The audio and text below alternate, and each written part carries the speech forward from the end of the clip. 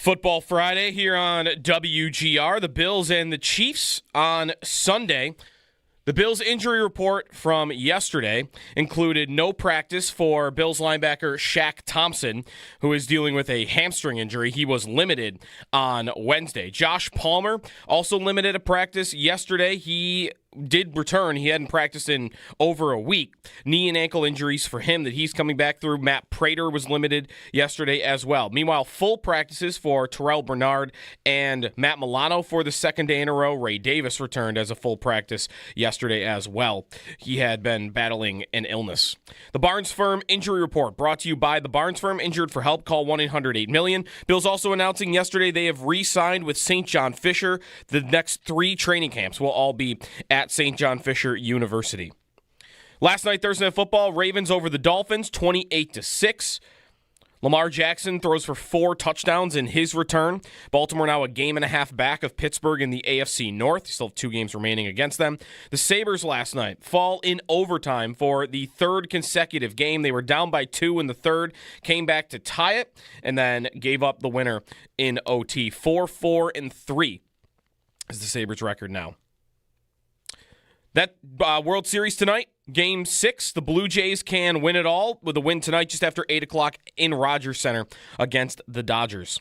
That's your Paddock Chevrolet Sports Update. Paddock Chevrolet celebrating 90 years of being your hometown dealership.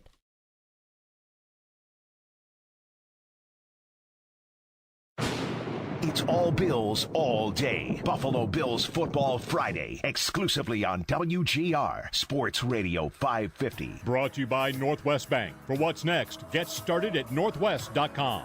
By Celino Law. Car crash? Call Celino. Call the Ace.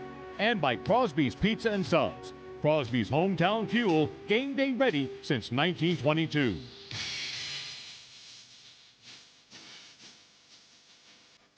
Yeah, man, I think we've played them damn near every year. Fires it. It's a wide open! Remarkable! Touchdown! Buffalo! Davis again! Who knows? It might be the last time that we get the opportunity to play there. It'll be a great challenge for us, and they're loud. First and goal. Mahomes still has it. To the 5, and in for the touchdown! It builds for high level competition, so it's 2 good coaching staffs going against each other and 2 good teams. You're listening to Jeremy and Joe on the home of the Bills. WGR Sports Radio 550. Hey, everybody. Happy Halloween. Jeremy and Joe. Owen the Parlay Killer. Joe Kelly, Alt Joe, here with you on a chilly, rainy, crummy morning. Windy. Yeah. Hopefully the weather gets a little better for everyone. Muddy. Let's see, rain, sloppy. forecasted, sloppy. Like every bad weather adjective, throw it in. Looks like it'll stop raining by the time we're trick-or-treating, but windy. Joe's an astronaut. I'm an astronaut. I'm the Grinch. It's the best I could do. I had this costume. I wore this to the kids' costume thing at school over the weekend. Yep. And I made it 15 minutes because it's too hot. So we'll see how it goes in here. Sometimes it's cold in here. This is in here? Yeah. Yeah, no. This is comfortable, but I can't decide if it's going to be hot yet or not. The thing I thought about us wearing costumes, kind of is. I thought the whole week, we kind of talked about it. Our program director, Alan Davis, like, guys, now that you're streaming, wear costumes. Like, yeah, sure, why not? And then I thought, imagine something really important happens. Imagine the Bills, trade for Olave today. And that'd be the best. Here's Indiana Jones telling you all the details on your television or, like on your smart TV. Like, oh, what happened? Oh, there's the Grinch breaking down the conditions of an Olave trade. I think it'd be funny if we got Sean McDermott by accident today and we were asking him serious football questions while in these costumes. Right. Yeah, that would be the best, actually. That's right. We need serious subject matter with somebody wearing this. That's the key. Is there a vampire on my television interviewing the head coach of the football team? Right. Exactly. Yeah, so here we are. It's Football Friday. This game can't come fast enough because we've talked everything about it, right? So what's left? Halloween? I'm the Grinch. Which is kind of a Christmas costume, but, whatever. Anything works. It is but you wouldn't wear that at Christmas. You could. I mean, that's what we got it for. We have wear it at Christmas? We have at least, I think my wife has one too. I want to say matching, but do the kids have these too? I think is hers also the Grinch? Yeah. Okay, it's not. I mean, it's a onesie. It's a huge, comfortable, soft onesie that you can just wear on the house, and then the hood is the Grinch's head. Right. So, Okay. I could have bought a helmet, by the way, that went with this, but that, one, would have doubled the price of the costume, which is nuts. And two, I'm like, wait a minute, I can't get my headphones over that. Even with the visor comes up. How am I going to get... I gotta if I put them on the back of my head, I'm like, it's not gonna work. Fair. It's just not gonna work. I went to the hat costume. felt better. I went to the costume store for the second time yesterday. Looking, walking through the aisles for another 30 minutes, thinking what's gonna inspire me? What can I do here? Because tonight I'm gonna be the Wizard of Oz. I think I have enough to do that, but I did not have the stomach for spray painting my hair silver. At 5 a.m. I was gonna say I didn't expect that's a lot to do that early in the morning. I didn't want to get ready for that. I didn't want to do that. So maybe I'll do that tonight. We'll see. Anyway, Owen, what do we got? You guys have great costumes. He's a parlay killer. Alt Joe. Owen is Tony Soprano. When I looked in there, I thought he was the dude from The Big Lebowski, who also is that's also a robe. I would have known costume. I would have known Tony Soprano. You don't know Tony? Tony Soprano immediately. He's going out to get the paper. Tony Soprano. Do you have the paper? He's got the paper. Okay, yes. And sandals, flip flops. What do we look at? Shower sandals. I've got my my team's footwear slides. I did not get Yes. I did not feel that it was necessary. All right. To purchase Where did you buy a newspaper? I went to a gas station down the street. Gas stations. Right. That's where you buy a newspaper. That was a conversation I had with my girlfriend. We're going to Carmel and Tony tonight. Yeah. Halloween festivities. Joey might have a huge echo on the YouTube stream, so I don't know if there's a button or something to do there to fix that. Anyway, you're Tony Soprano. Places to find a robe, first of all, which I thought would have been easier. And then I was like, where am I going to go get the newspaper? I haven't gotten the newspaper in forever. I used to get delivered to my house when I was a kid because my dad got it. And then I was like, I don't know where to get it. I just go to a gas station and see if they've got it. Where do I get a newspaper? That was tough. a question. When is the last time you bought a newspaper, or have you ever bought a newspaper? I don't think I've ever personally bought a newspaper. I've never purchased a newspaper in my entire life. How much does it cost? Like $3? Honestly, I don't even know. You are $3 is my guess. You're the mom in Arrested Development. How much can a banana be? $10? Right. Yes, right. Jeez. And Alt Joe is obviously Clark Kent and Superman in a dynamite costume there. Yeah, it's very good. The glasses, that you got the hair to be Clark Kent. It worked. It worked. Yeah. Somehow at 5 a.m. it cooperated, so I'm appreciative of that. Very nice. Very nice. Good look. All right. I have a Halloween confession to make that is I believe, unpopular opinion. Okay. Ooh. I like candy corn. Oh, I love You think that's the unpopular I think people opinion? always trash candy corn. Yeah. I don't want to eat 3 cups of it. No, but you show me a candy pumpkin and I'm all about it. So there was a little dish out in the bistro this week that had some candy corn in it. When you walked by it, did you I'll take 1 or 2? Did you do that this week? No. Okay. I would have thought about it. If I see it, I always think about it. The problem is if I have one, I want to have 30 pieces of candy corn. Of candy corn? Yeah. See, and then I after like 30, I never want to see one again. That's weird because I like candy corn enough to if it's out there, I'll take a couple pieces. I'm in. I'll have a few, but I'm never worried. 30s. I'm never worried about being gluttonous with candy corn. Yeah. Never. Yeah, it's fine. I like it. I've got a similar thing going with candy corn where I'll see it and I'm in. I'll have 5 pieces and then I go, this gets weird fast for me. That's right. There's something waxy about it in my mouth that I can't quite handle. That's right. That's right. And it gets out of control fast. I am known to bear down and get after it with some candy. Sure. And that is not not a problem area for me either. I don't know. Yeah, I do understand why it's a hot take that it's good. A lot of people just trash on it. Yeah. I do enjoy it. I think candy corn gets talked about like Peeps, which are actually bad. You like Peeps over there? Do you like them? I love Peeps. Wow. All Peeps though are not even really candy. It's a marshmallow. Right. It's a marshmallow covered in sugar crystals. That's it. I guess it's how does it come? It's not in a candy package. It's in a Peeps pack. Let me put it this way: you would never find it in your Halloween bag. Peeps? No, I don't think so. I think it's too seasonal.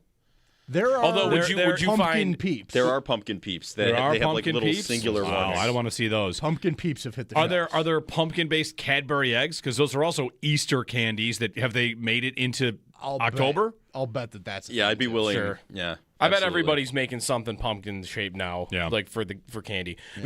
Although, are you really finding candy corn in your Halloween bag either? A bag of candy corn, sure. Yeah, Yeah? like a little bag of Brock's candy corn. Yeah. Brock's candy corn.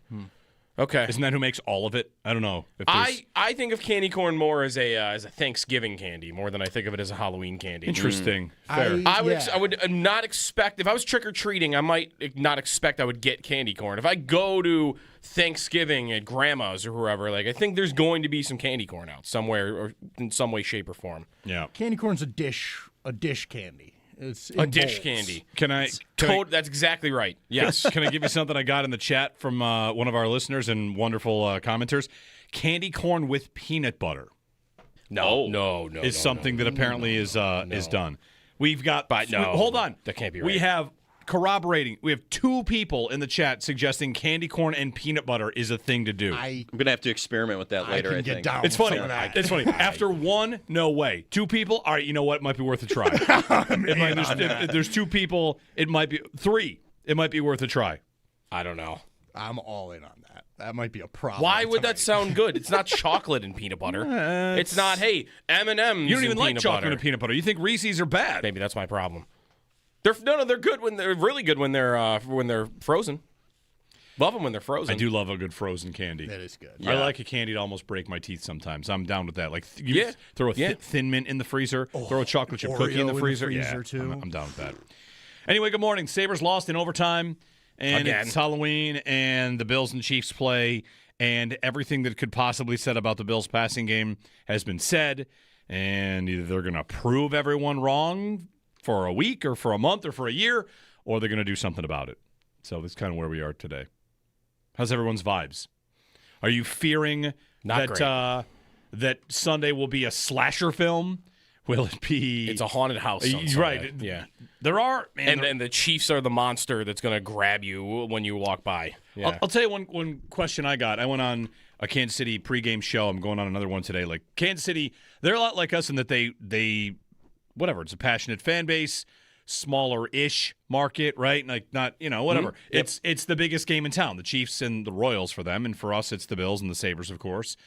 And one of the pregame shows asked me, is there in Buffalo some sort of like mutual respect for Chiefs fans, and we all kind of like each other, and on and on and on. They were trying to push this idea that we like them, and I just kind of said like, yeah, I mean, I don't know, man. We don't. I wanted to say I'm on their station, so I couldn't be rude, but I want to say like I don't really think about Chiefs fans much at all, and I certainly don't think about my relationship with them and how I feel about them. My answer was, we find your team incredibly annoying. That's pretty much it. Yeah. Like I find your team boring and annoying because they're boring, that they're always good, and yeah. What do you want? You want me to say that we're happy to be second fiddle to you? Because we're not. Because that's not the case. That's not the case at all. No. At times, I guess it's annoying to hear, or like I've known people that have gone to Arrowhead and gone to Kansas City, and they're like, hey, they're pretty nice. Like it's actually kind of a pleasant experience. It's not. I don't see the run-ins with Chief fans on Twitter, or again, like people that have experienced in the stadium, like you do with Bills and Dolphins fans, for instance, or definitely Bills and Patriots fans, right? Like the other teams in the division, Bills and Ravens fans last year. That was more social media, I think. But I never really got that from Kansas City.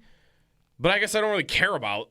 I don't care about it. It doesn't make me like their team anymore, right? It doesn't make me not hate them any less than I would the Ravens or the Patriots or the Dolphins. Like it's just different, I guess. It just would only matter, I think, if I actually went to the game in Arrowhead. Right. That's the only time it would actually matter. If we're saying a fan base that Bills fans dislike the most, for a long time it would have been Patriots fans. Right, like because they won all the time. Sure, the Dolphins rivalry is there, but I mean, I might still answer Patriots fans. Yeah. Or maybe I would answer Dolphins fans, right? I probably wouldn't answer Chief fans. Would you? Like the most annoying fan base? I wouldn't know. I wouldn't answer Chief fans. Right. They're not in my backyard. They don't invade my building. Yeah. All they do is win all the time. You might say that they have the most annoying fan, if those of you out there allow Nick Wright to live in your brain. He is a professional wrestler. He wants to be the most annoying fan. And he's pretty good at it. He's very good at it. Yesterday, I think they did their show. I didn't watch the clip, but I saw a picture of the clip, and he's got 3 Bills banners behind him the whole time. I don't even know what one of them. Regular season champ. One of them, I think, said November champs. Right. November Super Bowl. Something like that. But like, it's good. It's good that he's good at it. He is good at it. He is good. I'm not sure that Chief fans in general are good at being like the bully. I think New England fans are expert at it, though. And Dolphins fans are just annoying. 803-0550. Get some calls in here if you want on the game. Like let's do a vibe check. I did say all week, as someone that is a little bit freaking out about their passing offense, that maybe it's gone too far. The Twitter poll I put up earlier in the week about, are you nervous about the offense versus the defense versus the offense, or both? The answer was both for about 68%. And that's not good. So I think the Mafia could use a win here. Maybe the Bills could use a win. Maybe the Bills Mafia could use a win. I don't think it would be the typical, well, they always beat the Chiefs. If they were 6-1 and hadn't had the Atlanta game, it would feel that way. If they hadn't had 3 weeks where the quarterback has not played very well, it wouldn't feel that way. Meanwhile, pointed out to me by Joe Marino earlier this week, do you remember the AFC Offensive Player of the Month in September? Was Josh Allen the AFC Offensive Player of the Month? Was he? Yeah. Really? Yeah. He had the numbers for that? Yeah. In September? I mean, he blew up in the Ravens game. I know that. But I didn't think much past that. He's the guy. He's the guy. What type of game, what type of stat line that Allen has in this game? Because I don't know. Is there a way the Bills could not even win this game? But if Josh looks comfortable and looks like he's dealing, that's going to make everybody feel a little bit better. That's not a total loss on Sunday, because there are ways that it could feel like a total loss. Like they just get smoked. Oh, yeah. Kansas City can't stop moving the ball. The Bills' passing offense is non-existent, and Allen has a game like he did 2 weeks ago against Atlanta, where he throws for 180 yards, 2 touchdowns, 2 picks, getting sacked all the time. Like that feels like a total loss. Maybe there's a little wiggle room for, all right, like the game is close and maybe it doesn't go your way, but man, Allen looked good. Allen was ripping the ball and all around the field, maybe a little closer to what the Baltimore game looked like, just with hopefully the garbage time. Allen was Player of the Month in 2024. Maybe Joe was looking at that. James Cook was the Offensive Player of the Month in September. So Gotcha. He's still a Bills player. 2 straight Septembers. Yeah. But Allen, like in his since the Baltimore game, like just even the yardage, and it was such a basic way of looking at it, but 163, 180, 253, 209, 213, 148. Like those don't feel like numbers that are going to beat the Kansas City Chiefs. The way their offense is working. Which gets to the fundamental question about beating the Kansas City Chiefs. Is the way to beat them to get their numbers down or to get your numbers up? That is the core conversation that everything with the Bills stems from. Right? Let's look at over-unders in this game. Mahomes is 269. Yes. And what's Allen's passing over-under this game? Like 212? I think it's 223. 223. But it's like 40 yards lower than Mahomes. Yeah. Not that has to mean everything, but it does strike me as the core, the most root conversation about all this Bills-Chiefs stuff is, what do you think the way to actually beat them when it counts is? Hold them to less or score some more? Right. 803-0550. Mike in Tonawanda. Hey, Mike. Good morning. Happy Halloween. Good morning. If you guys, as you guys call in, we can't see the costumes that you're potentially wearing. Yep. So if you could just go ahead and tell us what your costume is that you are wearing. Just make one up if you want. I just got a set of devil ears on my head. Okay. There you go, Mike. Devil horns, yeah. Simple enough. Good. But anyways, another thing that's on the line. First of all, my vibes is completely off for this game. Like, I don't feel good about it at all. I hope they win, but, I don't think so. But another thing that's on the line, too, and I saw this on X last night, and I didn't even think of it, because last week somebody was saying, oh, it'd be a perfect scenario if they're the 5 seed and they play, Pittsburgh or something. And no, it's not going to work like that. Baltimore's going to come back and win that division. So basically, loser of this game essentially is probably going to be going to Baltimore in the first round. Baltimore's going to have that 4 seed because they had their worst record out of all the division winners. Yep. And I'm assuming the Bills or Chiefs is going to be that 5 seed. They don't win their division. So essentially, the loser of this game is going to Baltimore. I know we can say whatever about Baltimore. I said earlier in the season, even though we beat Baltimore, we beat them in the playoffs twice. I didn't want to see them again this year. So if we have to go there, and they're going to be hot at the time, I don't like our chances in that matchup in Baltimore. I just don't. Yeah. No, it's worth bringing up. I mean, here's the thing. Like, it's possible. Last night, I thought, you want the Ravens to lose because we'd like to see them not make the playoffs. Right.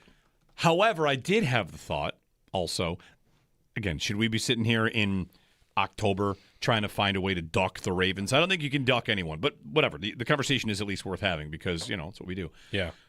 By winning, the Ravens make it more likely that they win the division. Yes. Which that might be good because now if you beat Kansas City, maybe Kansas City is the team that Mike's talking about. Someone's going to go to Baltimore. All right, good. So I do want Baltimore to win. Otherwise, if Baltimore had lost last night, maybe they do sneak in as the 7, and now I'm hosting them in the opening round. Like, these are the endless machinations you kind of go through.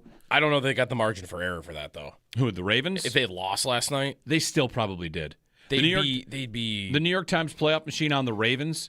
I mean, right now, if you want to just get what they are right now, I mean, they were good to make the playoffs before last night. And, let me click the games you think are easy for them. But it wasn't part of that everyone was assuming they would have beaten the Dolphins. If they would have gone to 6 losses. Go ahead. I'll give you a loss they shouldn't get. I'll give you a Browns loss, okay? All right. And then give them wins over the Jets, Bengals. Are they going to beat the Steelers? I think they have to sweep them. Bengals. Yeah. I'll just give them those. Give them Jets, Bengals, and take away the Browns win to swap it with last night. They're still 67% to make it. All right. They could have lost last night and still been in reasonably good shape. Their schedule is soft. They're going to play that's right. They're going to play the Patriots and Packers, and those are the only teams that people think are actually kind of good that they will play. Yeah, I mean, don't get me wrong. I think they're going to make it. I think they're going to win their division. But I see the New England and Green Bay games there, and they could easily win those games. But those are their 2 toughest games. If I marked those down as losses, they really can't trip up anywhere else. Right? That's if they lost those 2 football games. If they won one, then they can lose one that they shouldn't. But I don't know. If I'm Baltimore, I'm feeling really good this morning. I know I just beat the Dolphins or whatever, but who'd you rather be right now? The Bills or the Dolphins? Or the Bills or the Ravens? Oh, the Bills. For sure? Yeah. I bet because the Ravens are more likely by the odds to win their division right now than the Bills are. What's more likely? That's right. The Bills track down the Patriots or the Ravens track down the Steelers? I feel like right now it might be Baltimore tracking down Pittsburgh. That's because they're chasing a bad team, a phony team. Right. Yeah. And all could be really looking at all right, we had a bad start to the year, and maybe we're the 4. Lamar got hurt. Yeah, Lamar got hurt, and maybe we are the 4 seed. But, man, we really still probably are going to host a home playoff game. And at the same time, they probably feel like, well, the only reason was Lamar was out, and now if he's back, what do I have? I have an elite offense.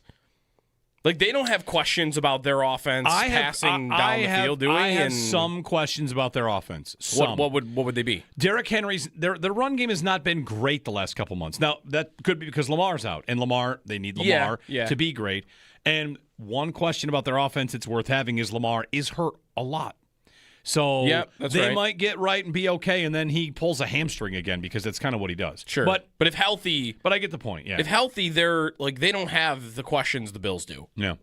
The defense would, but I've been saying this for a week now. I wonder if this happened last year. Last year, the Baltimore defense started really poorly, and then they just kind of figured it out as the season went on, and they were fine by the end of it. And this year... They started poorly, but they also lost Kyle Hamilton, Roquan Smith. They lost Matabuke in the front end. They lost a player in their secondary, right, Nate Wiggins. And then at this point, now they're all back. And in the last 2 weeks, they've allowed 23 points combined.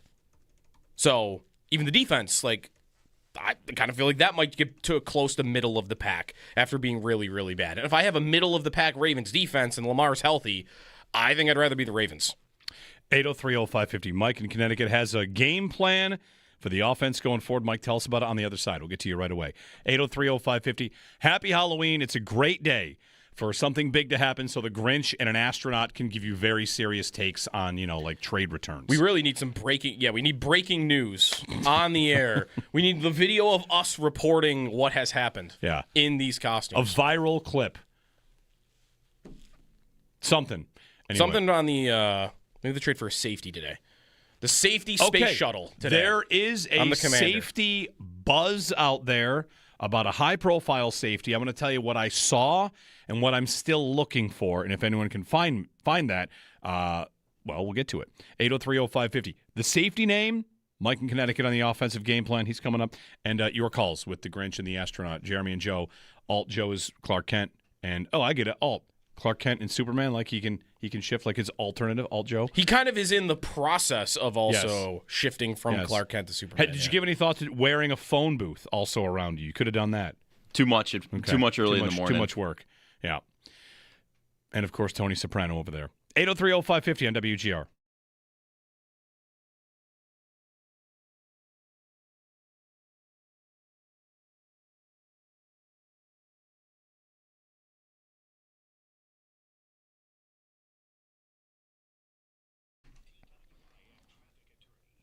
Sneaky Joe DiBiase here. The air's turning crisp and leaves are falling. It's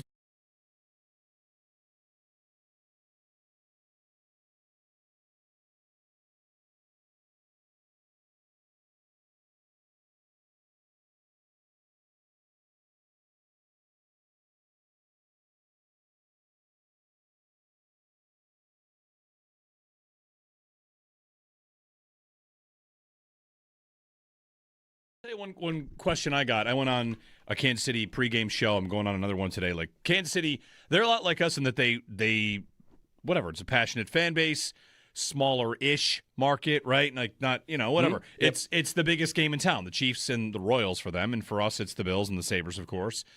And one of the pregame shows asked me, is there in Buffalo some sort of like mutual respect for Chiefs fans and, we all kind of like each other and on and on and on. They were trying to push this idea that we like them. And I just kind of said like, yeah, I mean, I don't know, man. I wanted to say I'm on their station so I couldn't be rude, but I want to say like, I don't really think about Chiefs fans much at all. And I certainly don't think about my relationship with them and how I feel about them. My answer was, we find your team incredibly annoying. That's pretty much it. Yeah. Like I find your team boring and annoying because they're boring, that they're always good. And what do you want? You want me to say that we're happy to be second fiddle to you? Because we're not. Because that's not the case. That's not the case at all. No. At times, I guess it's annoying to hear or like I've known people that have gone to Arrowhead and gone to Kansas City and they're like, they're pretty nice. Like it's actually kind of a pleasant experience. It's not. I don't see the run-ins with Chief fans on Twitter or, again, like people that have experienced in the stadium like you do with Bills and Dolphins fans, for instance, or definitely Bills and Patriots fans, right? Like the other teams in the division. Bills and Ravens fans last year. That was more social media, I think. But I never really got that from Kansas City, but I guess I don't really care about it. It doesn't make me like their team anymore, right? It doesn't make me not hate them any less than I would the Ravens or the Patriots or the Dolphins. Like, it's just different, I guess. It just would only matter, I think, if I actually went to the game in Arrowhead. Right. That's the only time it would actually matter. If we're saying a fan base that Bills fans dislike the most, for a long time it would have been Patriots fans. Right, like because they won all the time. Sure, the Dolphins rivalry is there, but I might still answer Patriots fans. Yeah. Or maybe I would answer Dolphins fans, right? I probably wouldn't answer Chief fans. Would you? Like, the most annoying fan base? I wouldn't know. I wouldn't answer Chief fans. Right. They're not in my backyard. They don't invade my building. Yeah. All they do is win all the time. You might say that they have the most annoying fan, if those of you out there allow Nick Wright to live in your brain. He is a professional wrestler. He wants to be the most annoying fan. And he's pretty good at it.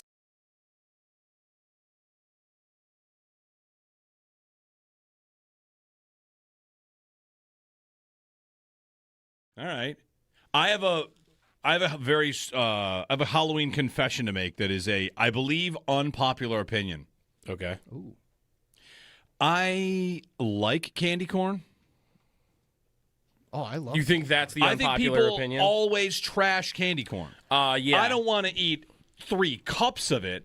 No, but you show me a candy pumpkin, and I'm all about it. So there was a little dish out in the bistro this week that had some candy corn in it. When you walked by it, did you I'll take 1 or 2?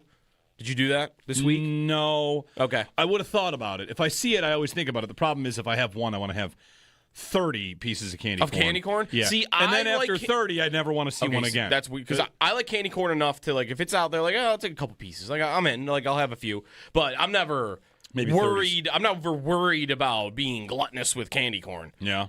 Never. Yeah, it's fine. I like it. I've got a similar thing going with candy corn where I'll see it and I'm in. I'll have 5 pieces and then I go, this gets weird fast for me. That's right. There's something waxy about it in my mouth that I can't quite handle. That's right. That's right. And it gets out of control fast. I am known to bear down and get after it with some candy.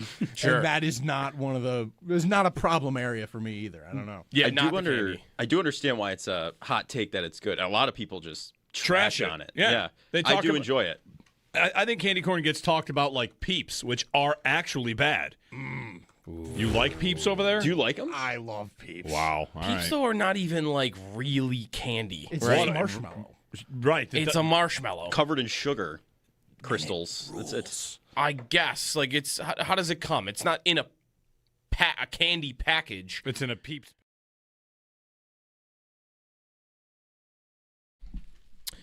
Bills and Chiefs on Sunday. The injury report from yesterday for the Bills had some good news good news and bad news. Josh Palmer was back on the practice field for the first time in over a week since the Atlanta game. Knee and ankle injuries, but he was limited yesterday. Meanwhile, Shaq Thompson did not practice.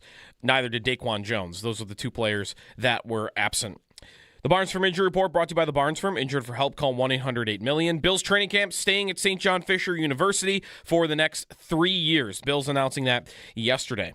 Sabres fall in overtime again last night, the 3rd straight game where they lost in OT against the Bruins. They did make up a 2-goal deficit in the 3rd, but then fall. Sabres and Capitals tomorrow at 7 o'clock at KeyBank Center. Sabres starting a 3-game homestand starting tomorrow. Blue Jays can win the World Series tonight against the Dodgers. Just after 8 o'clock is first pitch for Game 6 in Toronto. Those are your Paddock Chevrolet sports headlines. Paddock Chevrolet celebrating 90 years of being your hometown dealership.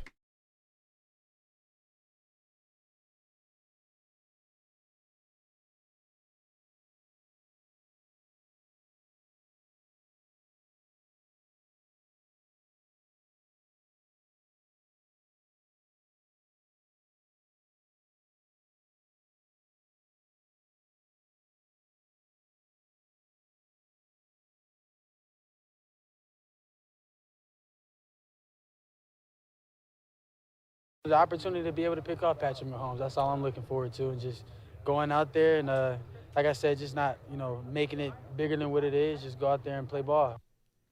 Keon Coleman, he was asked about the breakdown from Steve Smith, said he didn't see it, so he's focusing on this week. I don't know, what were the crying with laughter emojis about? Maybe he was watching Stranger Things, I don't know.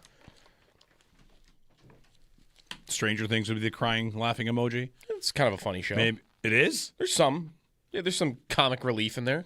I guess there's some once in a while. It's mainly sci-fi horror. Yeah, throwback. But it's not like it's that dark of a show. It's pretty dark. Yeah, I mean, kids get abducted. It's not Saw. No, but it's like demons. Yeah. Actual demons. Yeah, but it's the 80s and it's... All right. Anyway, Jeremy and Joe, good morning. So 2 things. We're going to get to a couple calls here. I tweeted this out because, we're focused on the trade deadline and this Chiefs game. There's a series of tweets, multiple places I've seen, linking the Bills to Budda Baker and a pursuit of safety Budda Baker of the Arizona Cardinals. Now, hold on a second. In this series of tweets, you see the same tweet a couple different spots from these accounts, and I see them retweeted all over the place. There is a quote, Sean McDermott, blah, blah, blah, about the idea of inserting a safety into the defense. And then the report comes courtesy of ESPN. And I saw that tweet 10 times. And I have not seen anywhere where it's actually from ESPN. I've not seen a podcast segment. I've not seen a link. Until I find that, it's a made-up quote and it's a made-up story. I know that you could say all these reports are insiders and made-up stuff. Sure, fine. But I have not. If anyone can please send it along, I'd love to find out.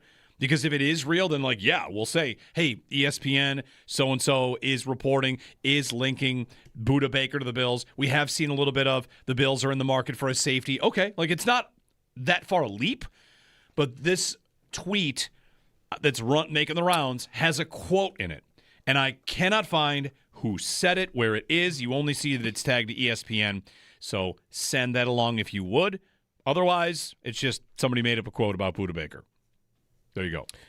Yeah, doing a very quick search, I see that Benjamin Solak wrote at ESPN about the Bills and how Budda Baker would be a fit for them. Is there a quote in there about? But I don't see. I'm looking for his piece because I got an SI article that's talking about Solak, talking about Budda Baker. That's how this goes. This is a real deep rabbit hole here. Right, we got articles about Benjamin Solak writing an article about Budda Baker, but I don't have the actual Benjamin Solak piece. The quote itself. Now that you said Benjamin Solak is talking about this would be a fit, it makes me think someone saw Benjamin Solak write about it at ESPN and they attached a fake quote. Maybe not. I don't know. Just knowing Benjamin Solak, this is now I'm going to give you the quote, which is Coach Sean McDermott's always reticent to introduce new players to his defense, but a swing for the fences is necessary. As the Cardinals season falls apart, the 29-year-old Baker might finally get the trade he requested in 2023. That, if I could just say that does sound like something Ben Solak would say. Yeah. Coach McDermott reticent to introduce new players. Okay. Again, I'm not saying it is fake. I'm just saying I've not seen who said it. The tweets have quotes and not a person to attribute the quote to. I think it's a Solak quote. Okay. Yeah. Did he say it in a podcast? Because this quote is also in this SI article, which doesn't link Solak's piece, which is why I'm struggling to find anything. If you're going to link a quote, I need the name on the quote and where the person said it. Right. So that's that. I mean, Budda Baker would be super exciting. Oh, it would be like a number one target. It would be. It's expensive too, right? It's a receiver and it's Budda Baker. Yeah, Budda Baker instead of Jordan Poyer is a great idea. He would. He's not that diminished, is he? At this point, he's not. He's not Minka Fitzpatrick. He's 29. How many more years does Budda Baker have? Probably I don't know. Several. But at this second, if they acquired him this second, he's the blank best team on the best player on the Bills. Third? Third or fourth. Is it just behind Allen and Dawkins? We talked all offseason about getting a blue chipper, right? A star-level player because the Bills have a lot of good players. And I think, I have not watched him this year. I don't know if he's still this player, but he has been this player. I mean, according to the NFL players, is he number 2? He was he was the NFL top 100. He was 34th. Right. That's the second best player on the Bills. Yeah. So if he's still playing at that level, I could get behind that. That's a really exciting idea, even if it's not a receiver, it's not a linebacker. Sure. I could get behind that. Not that safety isn't a need. No, it definitely is. Jordan Poyer is playing right now. It definitely is a need. I mean, would Bean be bold enough? Cap space, how we look at a cap space for this? On Budda Baker? Yeah, it's probably not easy. He requested a trade in 2023, so it's been a while since he asked for a trade. Right. I'll find the cap space thing, and we'll get to Mike in Connecticut. 803-0550. His cap hit is $10 million. And his base salary is $7, so they'd have to do some work. Mike in Connecticut. Hey, Mike, good morning. Happy Halloween. Good morning. Good morning, guys. Happy Friday. Hope all is well. Morning.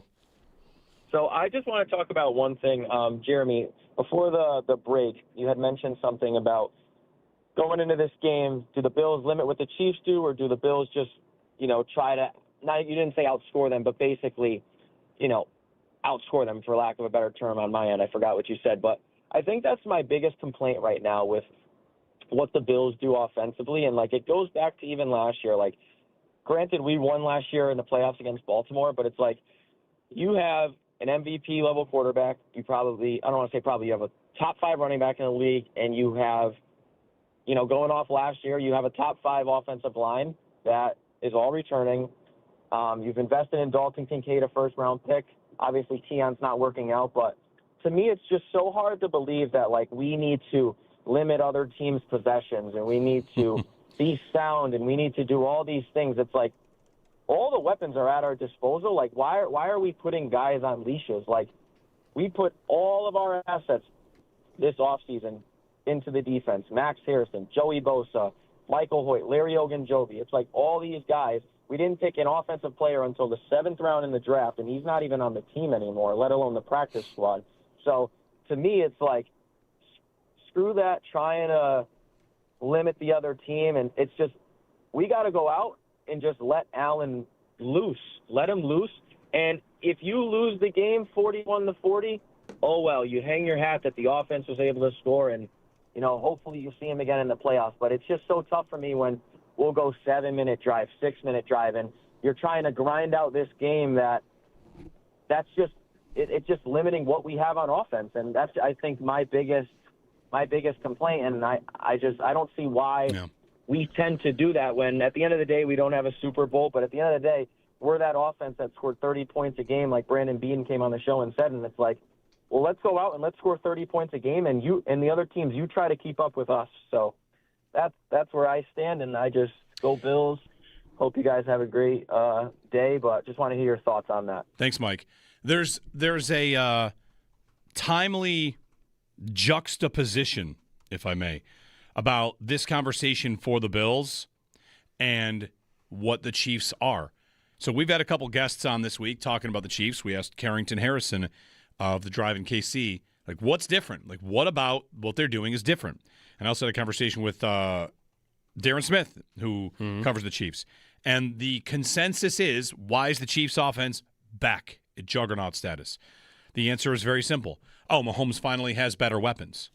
They went 2 years without those weapons, and they won a Super Bowl, and they went to a Super Bowl because their defense did play a lot better, and they had a draft where they loaded up on defense and hit. And if the Bills do that, then maybe they could do it too.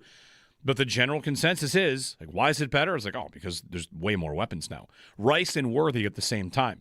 That hasn't really happened. No. There was like 2 games right at the beginning of Worthy's career. Right. Their design as an offense was, we get Rice out there with Kelsey and Worthy to pull. We got a crazy good man beater on just speed down the field and another guy to eat up zone coverage. And Mahomes has all these options now. Hollywood Brown, he missed a lot of time last year when he was hurt with a collarbone injury. So, you know, it's kind of wild that here we are, and we'll see. Like, if the Bills win this game, then I'm going to have a lot of respect for it and celebrate it. But, Joe, this has kind of been my slight or major fear for 2 years. Like, the Chiefs' offense isn't that good, and they're winning. That was not, to me, ever a team to point to and say, see, look how they're doing it, because they were not satisfied.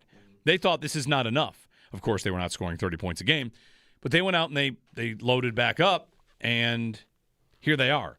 Like, oh, it's better now because all of the weapons are way better. So, to me, if this game goes a certain way, then we could be sitting here talking about, well, 2 teams that decided to go maybe in slightly different directions. I mean, the Bills invested in their offense, just, you know, different spots, not as much. Football Friday, brought to you by Salino Law Car Crash. Call Salino, and by Crosby's Pizza and Subs, Crosby's Hometown Fuel, game day ready since 1922. Randall in Williamsville. Hey, Randall, good morning. Happy Halloween, gentlemen. Happy Halloween. Happy Halloween. So I keep watching ESPN currently, and they're making this sound like it's a intriguing game. And I get the point of the intrigue. You've got 2 alleged Super Bowl or playoff teams on their way. And as the last caller had said, you know, a lack of weapons and offense and whatnot. Watching the Bills play last week, especially on offense, the defense finally showed up. We had some turnovers, some key plays, the checkdowns, not throwing the ball down the field. I'm just very, very cautious and pessimistic at this point. You know, you got Clappy McClappy out there that wants to make sure that we're doing all right and, you know, wants to rally the troops. But my concern is Travis Kelce and Noah Gray. Those are the relief valves for Kansas City, and they always seem to turn up when they play the Bills. I wanted to hear your thoughts on that. Thanks, Randall. I think about, I mean, maybe Noah Gray. I think more about Rice as the... Yeah, Gray's like 7th on my list of guys. He could catch a touchdown on Sunday, no doubt, but Kelce is like 2nd in the league amongst tight ends and receiving yards this year. Yeah. He's not even the number 1 in their offense anymore. Is that just because they've kind of opened up space for him with everyone being back? Oh, definitely. Maybe. Definitely. But to your... So I don't know. What was the main point? Main thing you wanted to get to? Oh, Randall hung up. Okay. Just about the matchup, I guess. And the weapons. I'm looking at a list right now of... There was a caller yesterday that brought up Joe Brady as should he be more on the hook for the lack of production at the position more than just the personnel? And I've not really thought of it that way, but I just listed it out and thought, okay, what was something that was kind of true about the Bills that was often attributed to Josh Allen, but was really true when Brian Daboll was the offensive coordinator? It was the list of wide receivers who played their best football of their careers in this offense. Yep. Right? Diggs played the best football of his career under a Daboll Bills offense. So did Gabe Davis. So did Cole Beasley. So did John Brown. So did Robert Foster, if you want to go that far back. And Emmanuel Sanders didn't, but he was old and he played very good. And he played really good. Yep. Isaiah McKenzie, best football of his career. I can go down the list. What about in the Joe Brady Bills era? And you could even flip it to the opposite. Diggs played the worst football of his career under Joe Brady. Gabe Davis played maybe the second worst because last year was pretty bad for him. Coleman, it has not gone well. Curtis Samuel has played the worst football of his career. Elijah Moore, the worst football of his career. Amari Cooper, the worst football of his career. And you could go one by one and say, well, those guys were on their third team or were retired. I think that's defendable. But how many receivers in now more than, are we at the 2-year point of this offensive coordinator? How many receivers can you say they've pulled the most out of this guy more than anybody else? Or they've gotten his best? You'd say Shakir? Shakir, and I bet you that's the only name we're going to talk about. Might be done, yeah. Whereas not the previous coordinator, but 2 coordinators ago, I've got a list that I've got to turn the page to the back on. 803-0550. It was indeed Benjamin Solak that did say that about Budda Baker. So yeah. Thank you for the internet Not Sean sleuths out there. McDermott. No, that's right. But the link is Sean McDermott's always reticent to introduce new players. That is a quote from Solak. From Solak about McDermott. And he did say he signed an extension that makes it trickier, though. So that part was left out of the major quote about Budda Baker. So Solak suggests that could be a target for the Bills. Elena Getzenberg in the same piece suggests that Curtis Samuel could be on the move. Position of need, of course, safety, receiver. Cincinnati's Logan Wilson also mentioned here. Jeremy Fowler suggests that because the Bills need maybe help at linebacker. So we'll see. Deadline is less than a week away. It's Football Friday, brought to you by Salino Law. Car crash, call Salino, call the 8s, and by Crosby's Pizza and Subs. Crosby's Hometown Fuel, game day ready since 1922.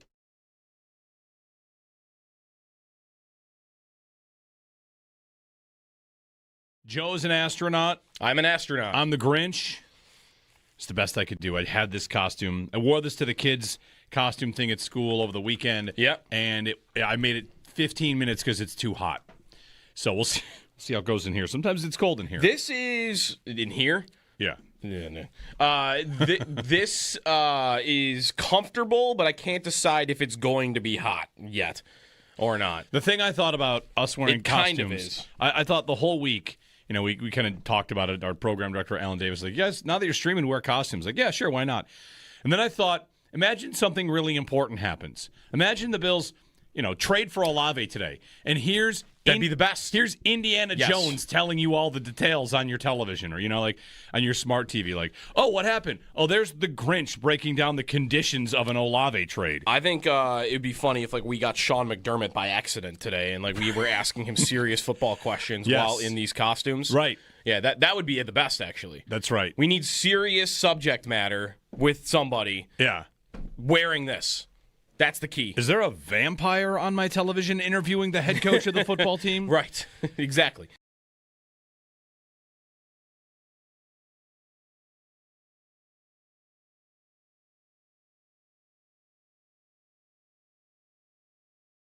All right.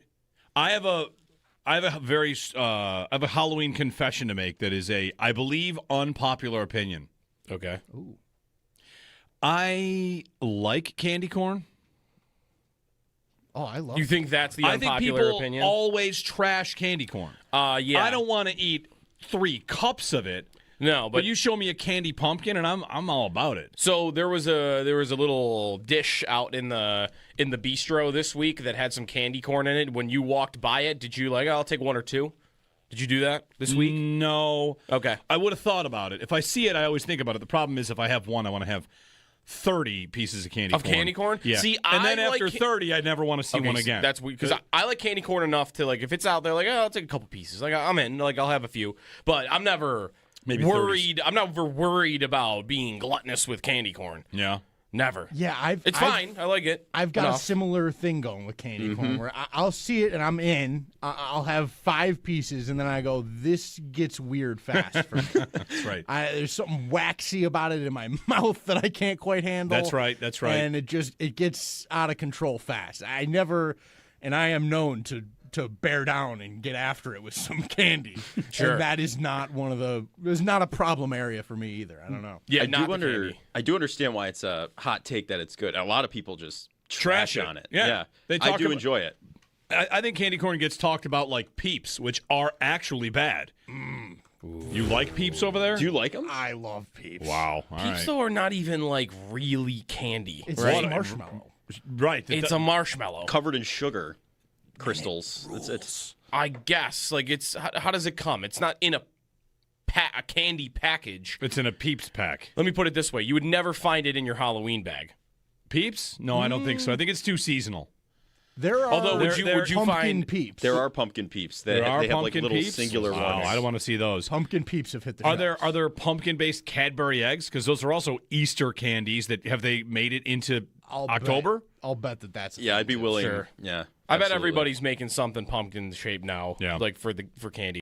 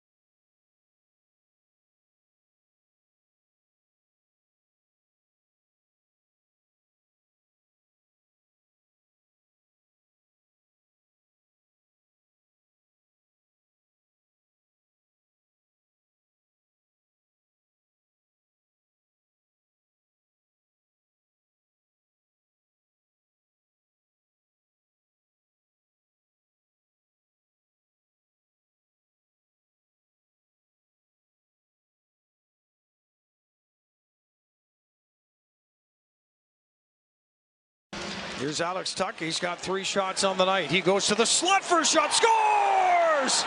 Really? Alex Tuck with a little give and go off the face-off. What a great play. This game is tied at 3 with 5:35 to go in the third period in Boston. One of the first moments of the game, for the moments in your life, go forth to Firth Jewelers. Sabres lose in overtime. This is my maybe once, twice yearly reminder I want to give you. If there's a penalty that carries into overtime, it should be 3-on-2. It should not be 4-on-3. It should be 3-on-2. And if that's unacceptable to you, then they should play the 4-on-3. And as soon as it ends, they should blow a whistle and start at center ice 3-on-3. You should not see 4-on-4 in overtime. I go to a game, I get 3-on-3 overtime. I'm excited for that. And I get 4-on-4 for a minute and a half until there's a freeze. The Sabres even had the puck behind line where I thought it was frozen. Oh, good. Here comes the 3-on-3. No, it's swept out. I'm wasting time. 3-on-3 is what it's supposed to be. They should not ever play 4-on-4 in overtime. There's my take. Sabres are probably better at 4-on-4 than they would be at 3-on-3.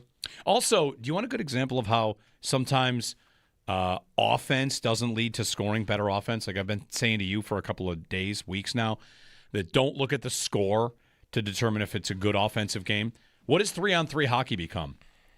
It's so offensive that it's possession-based. Right. And that's kind of the NFL right now where drives are down. It's so offensive that teams want to hold the ball a little bit longer. Passing games are efficient. Anyway. Right. Every second you're holding onto the puck is a second they can't be attacking. Right. And that's not good defense. This offense is so dangerous. I'm going to make sure it takes them more time. That has been right. That's what happened to 3-on-3 hockey. Yeah. It's not for the better. 3-on-3 is not as nearly as exciting as it used to be. Every once in a while you get, fire wagon hockey, but not always. The Sabres last night, expected goals, Buffalo 5.78, Boston 2.3. Sweet. More of your calls on the other side. Congrats to Janet M. for being this week's lucky winner of the Football Friday Tailgate Tray giveaway. You've scored a $300 tailgate tray certificate from Alibaba Kebab. We're picking a new winner every Friday, so keep those entries coming in at WGR550.com. Fire up your taste buds at any of their 3 locations. If you're on hold, stick with us. Talking offense, talking Chiefs. Give us your vibe for this game. Slasher film, redemption story, revenge game. I don't know, whatever you want. It's Halloween, and we're hanging out with you here on WGR. I'll tell you one question I got. I went on a Kansas City pregame show. I'm going on another one today. Like Kansas City, they're a lot like us in that they whatever. It's a passionate fan base, smaller-ish market, right? Like not whatever. Mm-hmm. Yep. It's the biggest game in town. The Chiefs and the Royals for them, and for us, it's the Bills and the Sabres, of course. And one of the pregame shows asked me, is there Jeremy White in Buffalo some sort of like pizza. mutual respect for Sunday Chiefs fans? Planning to get your pizza from we Crosby's. all kind of like each other and on and on and on. They're trying to push this idea. Stacked with pepperoni, salami, capicola, and sausage. I just kind of mild said banana peppers. I don't know, and plenty of melted I wanted mozzarella. to say, I'm on their all station, finished so I with a couldn't be bold rude. But I want to buffalo say, sauce, I don't really drizzle, think and about don't Chiefs miss out, of fans course, much at all. primetime deal. And I certainly don't think about my relationship, primetime deal, and how I feel about specialty them. pizza and a 2-liter Coke. My answer was, $15.99. we find your team incredibly annoying. When you shop or fuel up at Crosby's, That's pretty much a portion of the it. proceeds goes to the Patricia Allen Fund. Boring we can and make a annoying difference because they're and boring, add a but they're smile to always your day. good. So head to your local And- Crosby's or visit Crosby's What do you stores. want? You want me to say that we're happy to be second fiddle to you? Because we're not. Because that's not the case. That's not the case at all. No. At times, I guess it's annoying to hear or like I've known people that have gone to Arrowhead and gone to Kansas City and they're like, hey, they're pretty nice. Like it's actually kind of a pleasant experience. It's not. I don't see the run-ins with Chief fans on Twitter or, again, like people that have experienced in the stadium like you do with Bills and Dolphins fans, for instance, or definitely Bills and Patriots fans, right? Like the other teams in the division. Bills and Ravens fans last year. That was more social media, I think. But I never really got that from Kansas City, but I guess I don't really care about it. It doesn't make me like their team anymore, right? It doesn't make me not hate them any less than I would the Ravens or the Patriots or the Dolphins. Like, it's just different, I guess. It just would only matter, I think, if I actually went to the game in Arrowhead. Right. That's the only time it would actually matter. If we're saying a fan base that Bills fans dislike the most, for a long time it would have been Patriots fans. Right, like because they won all the time. Sure, the Dolphins rivalry is there, but I might still answer Patriots fans. Yeah. Or maybe I would answer Dolphins fans, right? I probably wouldn't answer Chief fans. Would you? Like, the most annoying fan base? I wouldn't know. I wouldn't answer Chief fans. Right. They're not in my backyard. They don't invade my building. Yeah. All they do is win all the time. You might say that they have the most annoying fan, if those of you out there allow Nick Wright to live in your brain. He is a professional wrestler. He wants to be the most annoying fan. And he's pretty good at it.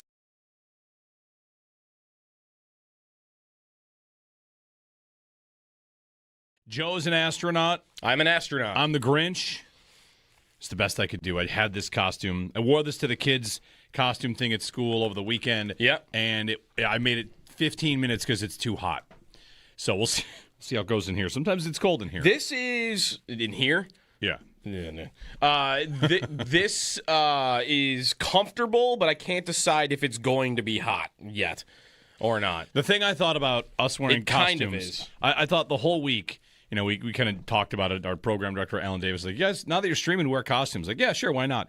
And then I thought, imagine something really important happens. Imagine the Bills, trade for Olave today. And that'd be the best. Here's Indiana Yes. Jones telling you all the details on your television or, like on your smart TV. Like, oh, what happened? Oh, there's the Grinch breaking down the conditions of an Olave trade. I think it would be funny if we got Sean McDermott by accident today and we were asking him serious football questions Yes. while in these costumes. Right. Yeah, that would be the best, actually. That's right. We need serious subject matter with somebody wearing this.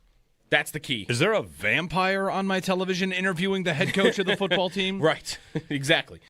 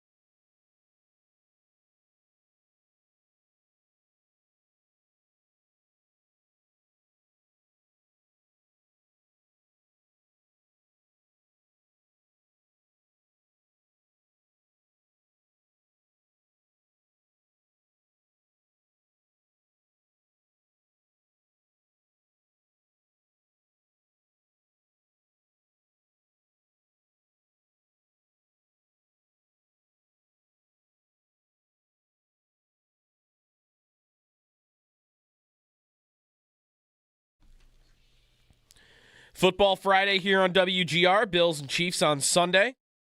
Yesterday's injury report had some good news and bad news. The good news, Josh Palmer back on the field for the first time in over a week. Knee and ankle injuries for him. He was limited.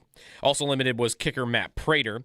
Not practicing with Shaq Thompson. He popped up with a hamstring injury on Wednesday and then did not practice on Thursday. Daquan Jones not practicing again yesterday as well. Full practices for Ray Davis, Terrell Bernard, and Matt Milano.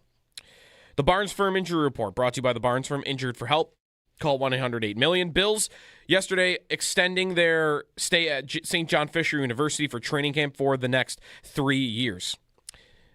Sabres fall last night in overtime for the third consecutive game.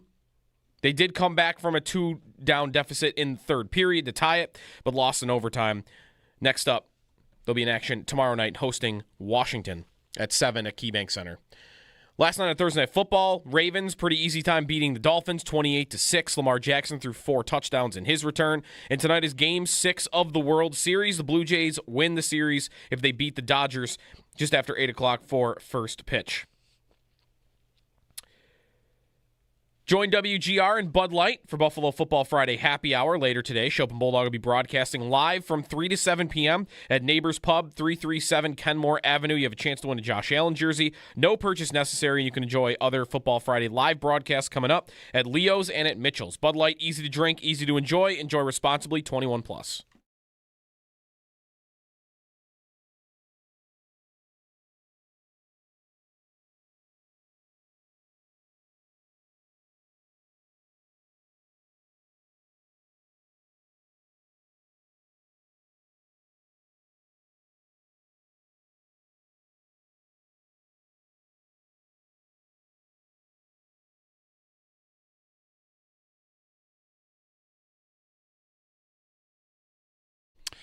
Sal Capaccio joining us. It is a football Friday. It is also Halloween. Happy Halloween.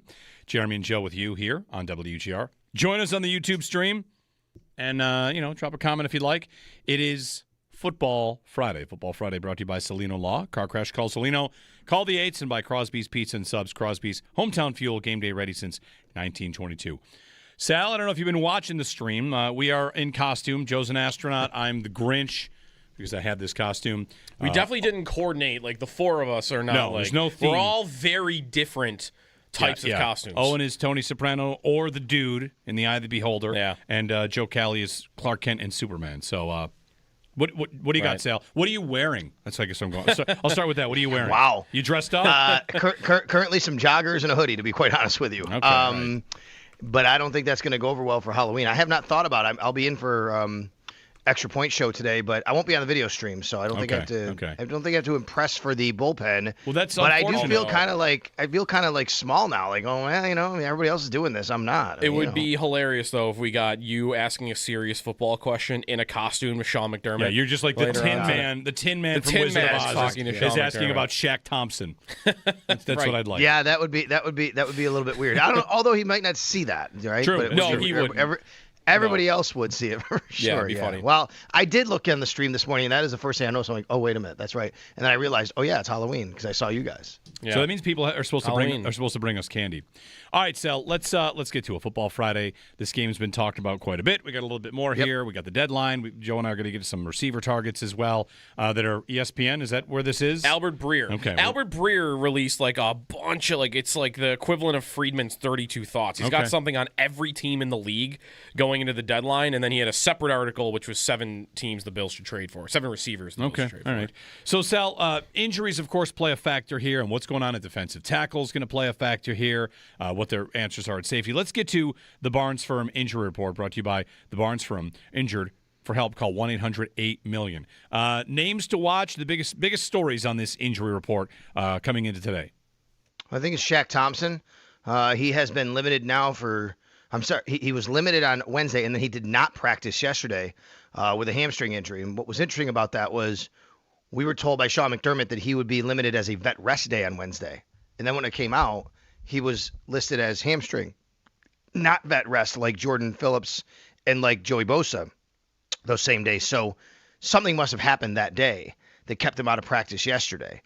So that would be, I think, number one, especially considering how he played last week, the role he's been playing for this team, the fact that we had this discussion about the linebackers, what McDermott said about Bernard, the injuries there. Now, the good news is Matt Milano and Terrell Bernard, who both did not play last week. Of course, Bernard was suited up but didn't play.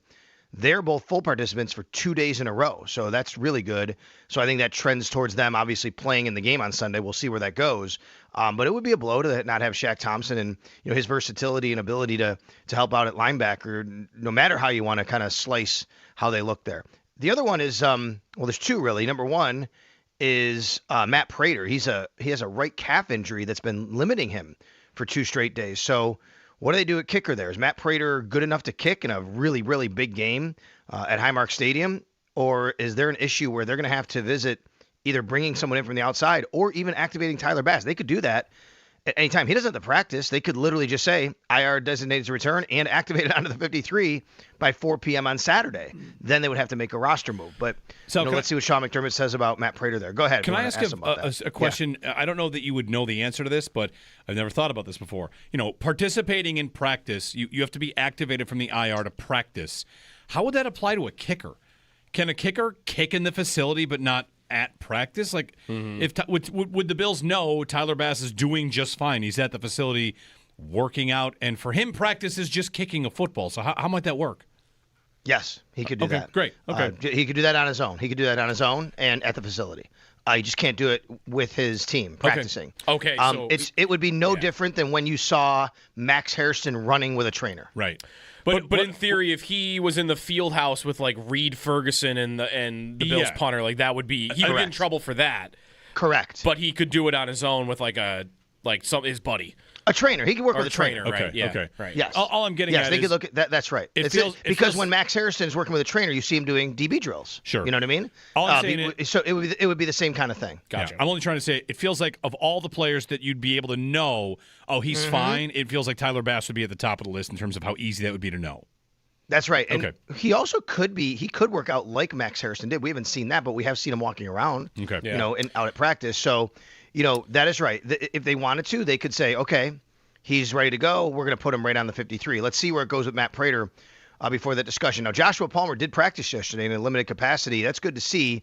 Feels like, though, that going DMP to limited on Thursday, probably a little too early to think that he could play on Sunday. Yeah. I don't know about Gabe Davis, though. Now, the one guy not on here is Gabe Davis, but he is someone certainly to monitor because he's only on the practice squad. Now, if you put somebody on IR designated to return, you must put them on the injury report. If a guy's on the practice squad, it doesn't matter if he's coming off injury or not. He's not on the injury report. He's not on the active roster. But he's a guy to monitor because we know he's coming back, and we just don't know when, or at some point they're going to probably put him on the 53, and that would be an elevation most likely. Do you think it matters at all when we brought up Hairston for this, so like how he kind of went right back in, but he had well, I guess how many was it? Like how many practices did he have during the spring and then like the first week of training camp versus Davis? Where I guess I'm getting at like would they feel comfortable with him playing after only a couple of practices all year? Like, so he didn't do, I don't think, anything when he was in Jacksonville in the spring. He wasn't here during training camp doing anything. Like, Harrison at least did some stuff before he got hurt. Davis, it would just be like, you are just going right in, basically. So I do think it matters, Joe, but I think this also is a special case because he's been here. He knows the offense. It's not like he's totally unfamiliar. It is actually it's a question I asked in a different way to him, which was getting acclimated with Josh Allen. And, even though he's been here, and he said, well, look, I did leave for a year and learned a whole new offense, and now I got to come back. He said, but there's really, him and Josh know each other so well, that's pretty seamless for him. So that tells me I don't think they would have any problems with that. Now, as far as conditioning, and if that's what you're talking about, Gabe's been, like we talk about Tyler Bass, Gabe's been doing stuff before this. He's been running and doing the stuff off to the side that he needs to do to get ready. I don't think they'd have any issues as long as they felt that he couldn't re-injure himself or he's in a good spot. I think that would be, they would not think, well, he didn't do anything a while back. I think it's just simply, where is he right now? Do we think that he did enough to get, in shape, condition, and not have a threat of injuring himself? And I think they would be fine with putting him on the roster if they felt that was the case. Right. That's more what I was getting at. But you're right. Like, I mean, he has been doing some stuff, and it's not like he would be playing every snap anyway if he was to go out there. Especially, I mean, if Josh Palmer is nearing a return, I mean, the numbers at receiver suddenly, even if Davis was active, I don't know how many snaps would be available to him in the first place. I keep thinking about this, which is, I don't think right now, as I sit here now, that Joshua Palmer is going to play. Sure, he could. But even, let's say if he didn't, then you could elevate Gabe if you wanted. That would give you 6 receivers still, minus Josh Palmer, which is normally what they go into a game with, right? But what if Palmer is okay to play and they want him to play? You could elevate Gabe. The natural thought is, I think conventional wisdom is, somebody is going to be inactive. It doesn't have to be. They could choose to have 7 receivers active. I know it would sound like a fat number. I get it. But you could trim from somewhere else around the roster now that, especially that Max Harrison's available to play. And, so you could look at it that way. But you're right. You'd probably look at having 6 wide receivers. And if Josh Palmer, the other part of it is you can go 5. If Josh Palmer is not playing, it doesn't mean you have to elevate Gabe Davis. You can go with 5 receivers. So I think 5, 6, or 7 is all possible. Well, we could be headed for, Sal. Like, maybe the deadline is important here. If they feel like Davis can give them something off the practice squad and Palmer is back at either this week or next week, or they know that that's happening. I mean, we're talking about this for game day. If they were to add another receiver, even a low-level one, like, or if it was a higher-level one at the deadline, like, someone's getting cut eventually here, right? I guess. I think that numbers-wise it says probably Joe, but I don't know who that would be, where you would go, right? Again, if you say it's Tyrell Shavers, there's some special teams consideration there. It doesn't have to be the end-all, be-all, but he's been helping you there. He's been Tyrell Shavers was on the field the first play of the game last week. He was a starter, and he's a willing blocker. And I know that people hate hearing that from wide receiver, but it's an important role in their offense for someone they want. It doesn't have to be. You can carry 7. Teams do that sometimes. But, yeah, it would feel like you'd almost need to do that in some capacity.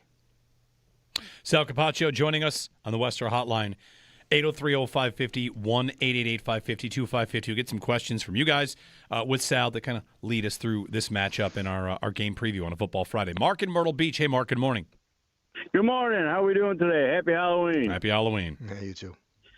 I'm just curious as to why, just with the Atlanta game, it seemed like our receivers just couldn't read the blitzes, and nobody was open for a hot read or anything.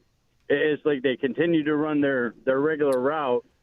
I don't know if it's a lack of trust in the receivers or Josh just wasn't reading the high receivers, but I wasn't seeing anybody even attempt to get open right away for a hot read. Well, that's thanks, Mark. Yeah, that's part of it. But also, so like we talked about this earlier, right? In the week that the Chiefs are one of the blitz heavier teams in the league with the Falcons, and maybe Carolina didn't do that sell last week, but the Bills saw what happened against Atlanta. Like what they do to counter a blitz. It doesn't have to be receiver base. I mean, they could lean more into James Cook in the run game as an answer to that, which they didn't really do a lot of against the Falcons. Yeah, there's a lot there. I mean, to diagnose and to try and figure out for the caller's answer. I don't have one right answer for you. I don't think it's just receivers not reading hot reads. I think it starts up front. I think in that game it did. I think in that game it started up front with the blitz. They had exotics, and let's remember, Jeff Ulbrich is the defensive coordinator for the Falcons. He had been in the division with Josh, and we all know that the Jets actually, where he was for several years, the Jets have given Josh some issues in the past, right? And the Bills, like he knows that offense, and he also had 2 weeks to get ready for that game, and I think he dialed some things up, and there was some exotic looks. They're not just a blitz-heavy team, the Falcons. I think they did it from ways that maybe they hadn't done all year and seen on film, and that started up front. Then, yes, I think you need your receivers to recognize that. There's no doubt. I also think you need to get your running backs involved a little more. There were a few times where I think we all saw and talked about that the Bills probably should have, and Josh should have, looked at a running back to throw it to in those situations. So I think there's just a lot that went into that game. The Panthers didn't blitz as much, but they didn't, the Bills didn't have to read it a lot. They didn't have to throw the ball that much. First half, they weren't on their game, but it wasn't specifically because of that. I would look for them this week to be better at that. Now, yes, the Chiefs do blitz at a higher rate than most teams in the league. But still, compared to the Falcons, it's still a lot less. I mean, I got what I get from Pro Football Reference, and there could be different sites on this, but it's generally about right. The Falcons are 40%, which is number 2 in the league. The Chiefs are at number 5, but it's all the way down to 29%, which is kind of more normal in the league. It's a higher normal, you know what I mean? Yep. Yeah, I've got the Chiefs at 30% and the Falcons at 40%. But yeah, Sal, this is, you can say whatever you want about if you like their receivers or quarterback, how he's playing, or the line. But this is something that it's top of the list of things they will have to fix. However they fix it, how Allen is playing when pressured and how they can beat a blitz.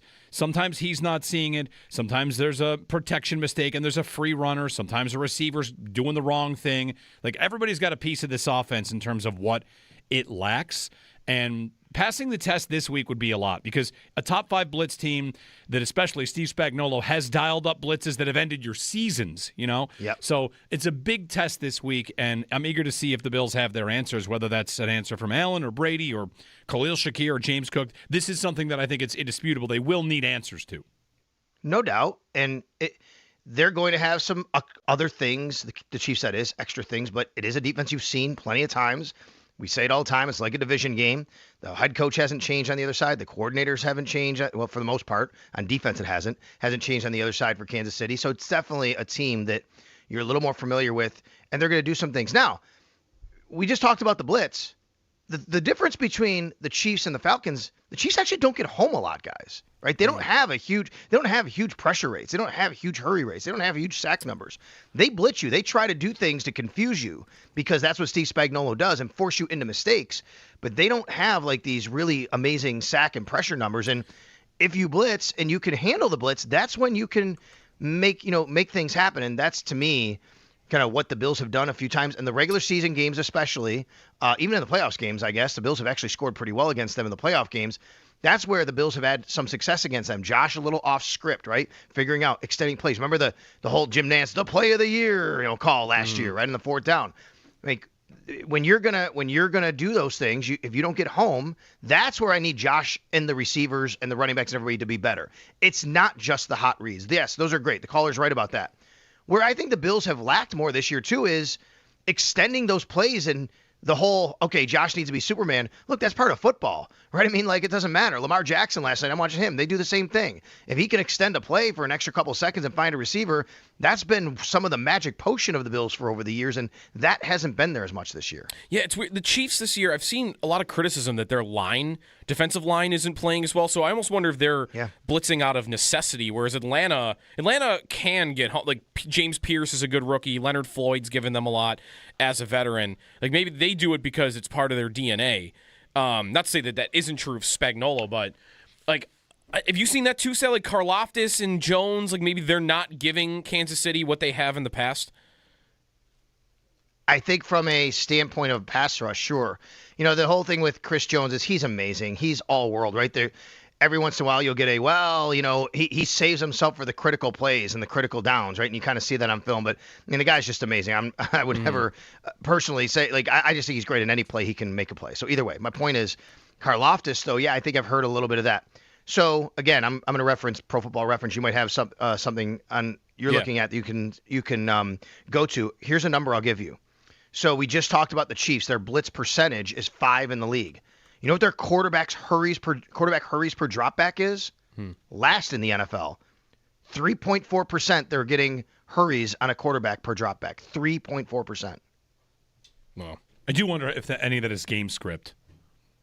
You know, like, if it's late in a game, do they just drop back and play prevent? I don't know, but that's well, yeah, but they haven't been like. I mean, what's their record? It's like, yeah, they've had a couple wins here, but it's not like they've been late in games blowing teams out all year. Well, the last 2 games they have, right? But so whatever, it's definitely a concern if they're not hurrying the quarterback. They're blitzing a lot, not getting there.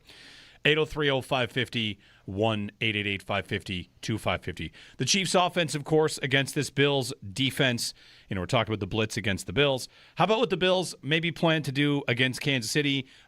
Cage rush, keep Mahomes in, try to get him to, stay in and just collapse the pocket. That's what this pass rush really needs to do. It's not about that sexy edge rush. It's going to be about collapsing the pocket and just kind of swallowing him up with their rush from inside, and Bosa, Rousseau, whoever's on the outside, making sure they don't let him out of the cage.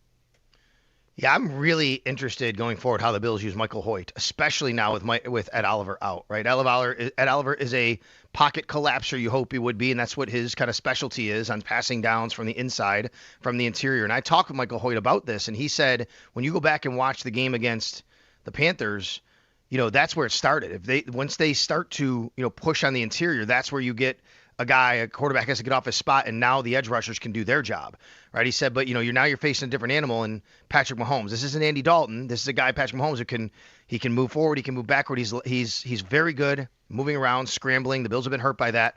He said, so you have to be really disciplined in what you do on the edge, but that's where it starts, is the interior. I'm really interested in how they use Michael Hoyt, and I know that now the Bills have had 1 game of film on him. So the Chiefs have a game of film on him. They can take a look at how the Bills did use him, but now the Bills will have another opportunity to say, okay, we're going to move him around and kind of show some different things we haven't seen with him. So you're right. And that could include, by the way, the interior. So if you're looking for an interior pass rush, yeah, you could put Michael Hoyt on the inside and still have Rousseau and Bosa on the outside. But you got to get him in 3rd and long, guys. That's the key, right? Because if the Chiefs are sitting in 3rd and short all day, that's too tough. We just saw this the other day when they played their the last game they just played, and it's like, okay, here you go, Commanders, Monday night. Oh, here's a chance, bam. Well, there's Travis Kelce for 5 yards when they needed 3, right? Here's a chance, bam. Well, there's, a little slant pattern to Hollywood Brown for 6 yards when they needed 4. You got to get them in 3rd and long to have that be effective.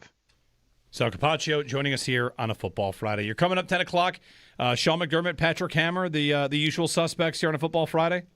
Yeah, for sure. Going to get a weather check. I had Tracy Wolfson on yesterday because I did the Northtown Automotive Extra Point show live on location. So she was on, and she said at the end, I didn't even do the Mike Shope thing. Do you have any questions for me? She just said, I have a question for you. And I'm like, oh. And then she said, what's the weather Sunday? and I said, well, Pat's going to come on. I said, I think we're looking at mid-40s, and pretty nice. And she said, okay, I'll take that. Well, later yesterday, I checked the weather.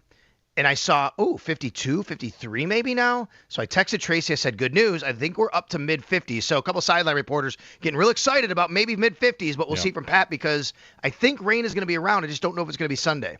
So we'll see. That's going to be interesting. And yes, bearing the lead here, Sean McDermott will be on. I'm guessing a little after 11 again today, production meetings and things like that. So just be aware. We'll get an update on injuries, see if anybody is ruled out and what the practice status looks like for today. All right, very good. Sal Capaccio joining us here on Football Friday. Thanks, Sal. We'll be listening at 10 o'clock. You got it. Football Friday brought to you by Salino Law. Car crash, call Salino. Call the 8s and by Crosby's Pizza and Subs. Start your it's Crosby's Hometown Fuel, rather. Game day ready since 1922. If you're on hold, we'll get to your calls. Nathan, Rachel, Dan. Paul Hamilton also going to recap last night's Sabres overtime loss. They have a 3-game losing streak where they're also got 3 points because they've lost in overtime. This one feels different, though, because they rallied to get the point instead of blowing that point. Anyway, another point for the Sabres in a loss in Boston. Next up, Washington tomorrow at the arena. Jeremy and Joe, give us a ring on a Football Friday here on WGR.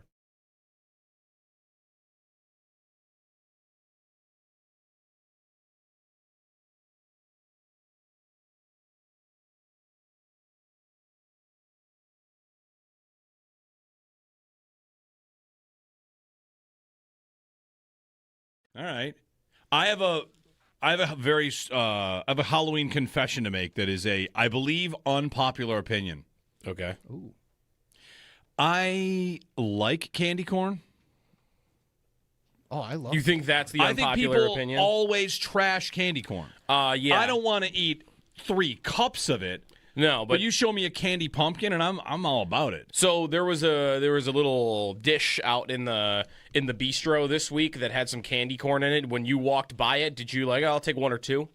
Did you do that this week? No. Okay. I would have thought about it. If I see it, I always think about it. The problem is if I have 1, I want to have 30 pieces of candy corn. Of candy corn? Yeah. See, and then I after like 30, I'd never want to see one again. That's weird because I like candy corn enough to if it's out there, I'll take a couple pieces. I'm in. I'll have a few, but I'm never. Maybe worried. 30s. I'm never worried about being gluttonous with candy corn. Yeah. Never. Yeah, it's fine. I like it. I've got a similar thing going with candy corn where I'll see it and I'm in. I'll have 5 pieces and then I go, this gets weird fast for me. That's right. There's something waxy about it in my mouth that I can't quite handle. That's right. That's right. And it gets out of control fast. I am known to bear down and get after it with some candy. Sure. And that is not it's not a problem area for me either. I don't know. Yeah, I do understand why it's a hot take that it's good. A lot of people just trash on it. Yeah. I do enjoy it. I think candy corn gets talked about like Peeps, which are actually bad. You like Peeps over there? Do you like them? I love Peeps. Wow. All Peeps, right. though, are not even really candy. It's right? a marshmallow. Right. It's a marshmallow. Covered in sugar crystals. It's I guess. It's how does it come? It's not in a candy package. It's in a Peeps pack. Let me put it this way. You would never find it in your Halloween bag. Peeps? No, I don't think so. I think it's too seasonal. There are would you pumpkin find Peeps. There are pumpkin Peeps. They have pumpkin little Peeps? singular ones. I don't want to see those. Pumpkin Peeps have hit the shelves. Are there pumpkin-based Cadbury eggs? Because those are also Easter candies. Have they made it into October? I'll bet that's I'd be willing. Sure. Yeah, I bet everybody's making something pumpkin shaped now. Yeah. For candy.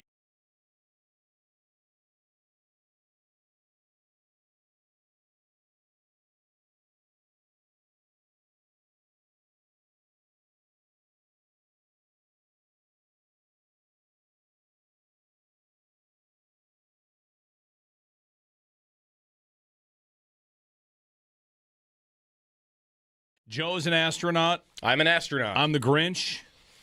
It's the best I could do. I had this costume. I wore this to the kids' costume thing at school over the weekend. Yep. And I made it 15 minutes because it's too hot. So we'll see how it goes in here. Sometimes it's cold in here. This is in here? Yeah. This is comfortable, but I can't decide if it's going to be hot yet or not. The thing I thought about us wearing costumes, kind of is. I thought the whole week, we kind of talked about it. Our program director, Alan Davis, you guys, now that you're streaming, wear costumes. Yeah, sure, why not? And then I thought, imagine something really important happens. Imagine the Bills trade for Olave today. And that'd be the best. Here's Indiana Jones telling you all the details on your television or, like on your smart TV. Like, oh, what happened? Oh, there's the Grinch breaking down the conditions of an Olave trade. I think it'd be funny if we got Sean McDermott by accident today and we were asking him serious football questions while in these costumes. Right. Yeah, that would be the best, actually. That's right. We need serious subject matter with somebody wearing this. That's the key. Is there a vampire on my television interviewing the head coach of the football team? Right. Exactly.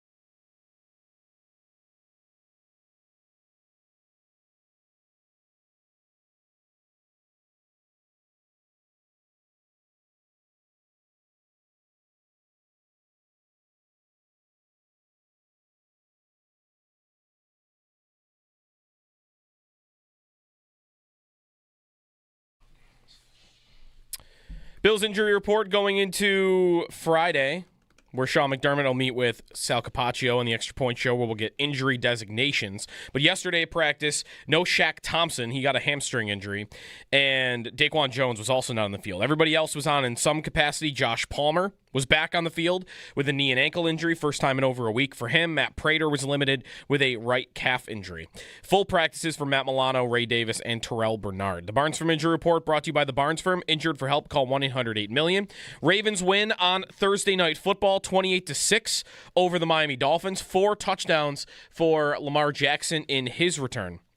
Sabres fall last night in Boston. They made up a 2-goal deficit in the third, lost in overtime for the third consecutive game. They're back in action tomorrow hosting Washington. In Game 6 of the World Series tonight in Toronto, just after 8 o'clock, Blue Jays lead the series 3-2. They win the World Series with a win.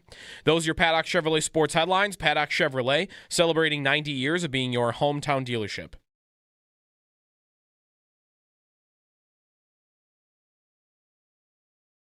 Far circle is there. No one time with that stick, though, is Dahlin. He fires and scores. Doan in front of the net, had traffic with him, and the Sabres get the goal on the power play. With 3:59 remaining in the second, it's a 2-1 Boston lead. One of the first moments of the game, for the moments in your life, go forth to Firth Jewelers. Sabres fall to the Boston Bruins by in an overtime game. They rallied from down 3-1 to tie it, but lose in overtime and take their regulation tie point and next host Washington tomorrow.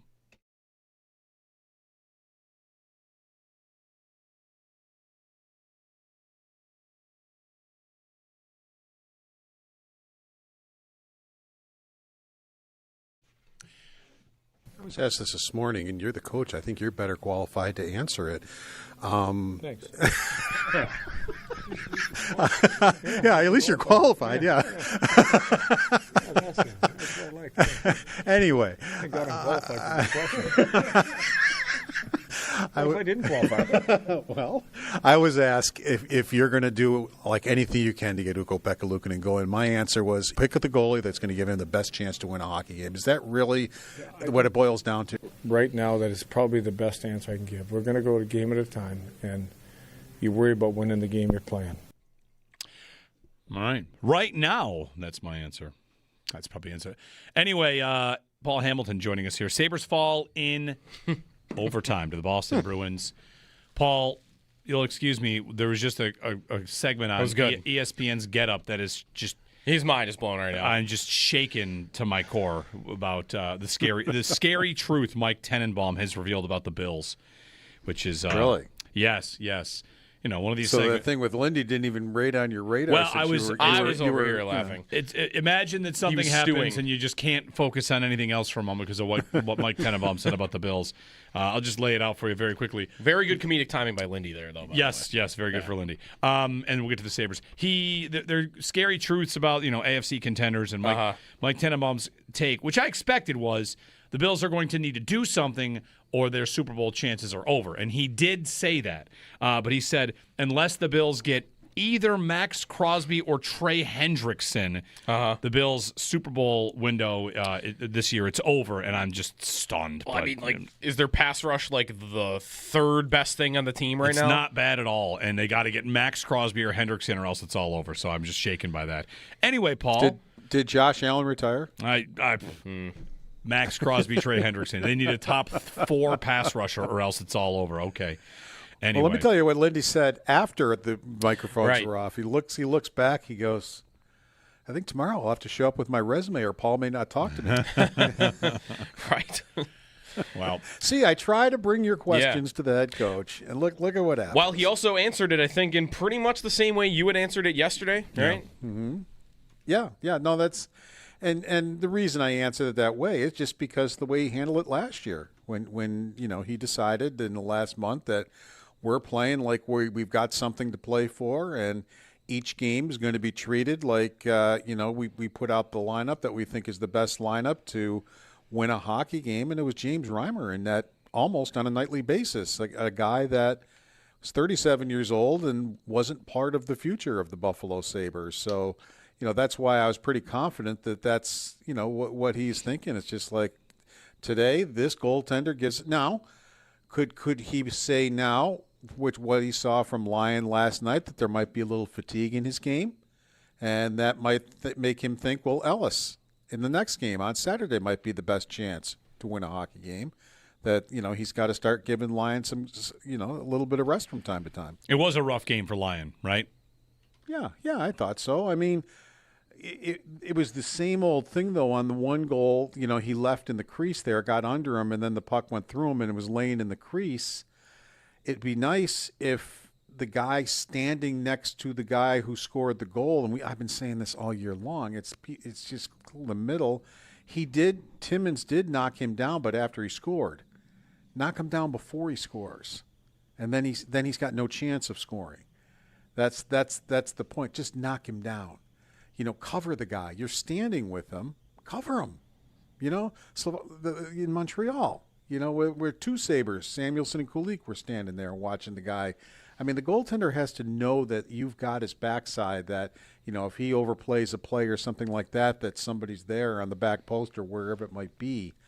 And it was just slow to react. And he did knock the guy down, but he already put the puck in the net. It's just, things like that. Yeah, Lyon didn't look good there.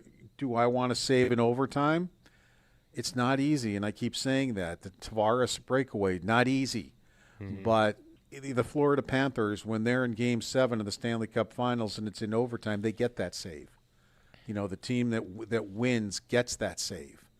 And right now the Sabres aren't getting that save, and some of their better players are making the big mistake that are costing them, overtimes and hockey games, and that's a bit of a problem too, because guys, we got to bottom line this. They played really well They came out of the chute and played really well. They got goalied, and they not only did they outshoot them 40-22, they severely outhit the Bruins. They severely outblock shot the Bruins. They did everything but beat the Bruins. And that, unfortunately, is the bottom line. You didn't win the hockey game, even though you dominated in every aspect of it, except on the scoreboard. Yeah. Expected goals 5-on-5 is like 3-1 Sabres. Like they definitely were the better team in this game. Paul, it is, if you want to take an encouraging sign from that, you see some nice encouraging signs that if there's one silver lining I still might want to get to, it's like an overarching theme that they're staying afloat, if one would call this afloat, with Tage and Dahlin just still not being superstars, I don't think. Still not being at the top of their game. Well, and they're at the scene of the crime on the overtime goal. Right. Yeah, and before Dahlin scored, he had put a wide open chance over the net from the right in front, and right after that, he missed a wide open net and shot it wide. But he did finally come through on the power play to score. But that's when the next goal made it 3-1 that I just talked about a few minutes ago. But they didn't blink. It was 3-1, and they still came back. Scored a couple of nice goals in the third period. I liked what Krebs did at 3-2 after Doan scored. It was like a minute after Doan scored. Eyssimont, dumb, just stupid. Your team is ahead by a goal, but you decide, well, let me challenge Peyton Krebs, and Krebs wins the fight. Well, I look over at the Sabre bench. They're electrified by the whole thing. It's like, why did Eyssimont give Krebs that chance to really get everybody even more keyed up than they were? And sure enough, Alex Tuch, again, that was a nice play by Dahlin, on the wall there, sending Tuch in. Tuch scores, ties the game. But then Jordan Greenway at 18:43 of the third period takes a tripping penalty. You cannot take that penalty. And Lindy Ruff mentioned it after the game. He's been on them about those penalties in the last 5 minutes, but they killed it off. But what they did do, though, is Buffalo never had a chance in overtime. The two overtimes before this, they were the better team in overtime, had the puck for most of overtime, had glorious opportunities by the guys you'd want to have glorious opportunities, and then the other team got the puck and had their one opportunity and scored. This was different. They had to kill the penalty in overtime. Did a really, really good job. Samuelson was great last night. He really had a good game, and he was a big part of that penalty kill. But the thing is, while you're killing a penalty in overtime, you're not down in the other end, putting pressure on or have a chance to get that goal. And they just had gotten the 4-on-4 to the 3-on-3. It's the face-off in Buffalo zone. So they have to start off with two defensemen, which I think is the right thing to do. So Timmins and Samuelson are out there with Thompson. They get the puck. Well, Thompson has to rag the puck while those two defensemen get off and they get the guys on the ice that they want. And that's when Dahlin wound up with the puck. And he said afterwards, he said, I know better. He goes, it's the ice is bad. Mm-hmm. You've played the whole game on the ice. It didn't get cleaned. You're going 1-on-3, trying to make a play happen. And as Lindy said, the play is to just take the puck, bring it out of the zone, and reload, not try to go through three guys. And he knew it. He was very upset with himself that he did that, but that doesn't get you the 2 points. It only gets you the 1 point. And, that's kind of the point there, that it just seems like, especially in the overtimes, where they're getting the point, which is good. That was a criticism I had before, is they're not getting these games to overtime to get I'm still going to call them the loser point. I'm sorry. But to get the loser point. But, they're not – they're getting the golden opportunity to get the win and in the 2 out of the 3 games, and they didn't. And here they are. They've played the Boston Bruins twice in October and picked up 1 out of 4 points against a team coming in that had lost 7 out of 9 games. Just putting this out there, for Lindy's 6 out of every 10 points, you go 1-0-4, that does the job. Yeah, it does. That's 6.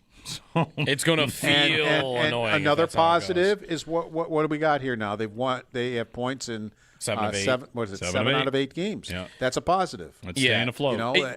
That I figured out the percentage in my article, and of course I can't remember. It's 6 something, like 650 something or whatever. Yeah. Whatever I wrote in the article. That's a good points percentage. If you have that points percentage all year, you're in. Yeah, you'll be fine. It is. I kind of asked this yesterday a little bit too, Paul. Like, if they go to a lot of overtime games, though, they're going to have to figure out ways to win some of them. So do you feel like they are just kind of Like there are these dumb mistakes. The Dahlin play yesterday, you're right. Like he's got 1-on-3. It almost looks like he's gonna do the right thing, which is just go to the wall and wait for your teammates, and then he pulls it back to try to toe drag the guy. So is it just these one-off mistakes? Is there something they should be doing differently in 3-on-3? Do you feel like they just will eventually get the results if they play enough overtimes? Well, the other two, they were pressing, and I want to see them go for it in overtime. I don't want to see them sit back. They were pressing. The other two was the reason they lost is because the golden opportunities they set up for themselves they didn't convert on, and they had the right guys with the golden opportunities. That's where they lost those games, and then they gave up one chance because when you go for it, which I think is the right thing to do. If you fail and lose the puck, you got an outnumbered coming the other way. So and that's when you're the your defenseman, goaltender has to make a big save. And when you're the defenseman there, which Dahlin would know, he's the only defenseman out there. I don't know that Jack Quinn did anything wrong, but you're putting a guy in a tough spot to have to defend a 3 or a 2-on-1. I who's think not Quinn used played to that doing perfectly. It. Yeah, Quinn played that perfectly because he prevented the pass. That's the tap-in layup. Right. You're not going to be able to. So the same thing earlier in the game on Pasternak. Byram played that perfectly. He didn't give Pasternak that pass over across the ice for the layup. Now, that was just a world-class player making a move on the goaltender. He just did a little bit of a move to make Lyon think he was going to pass. It was such a slick play.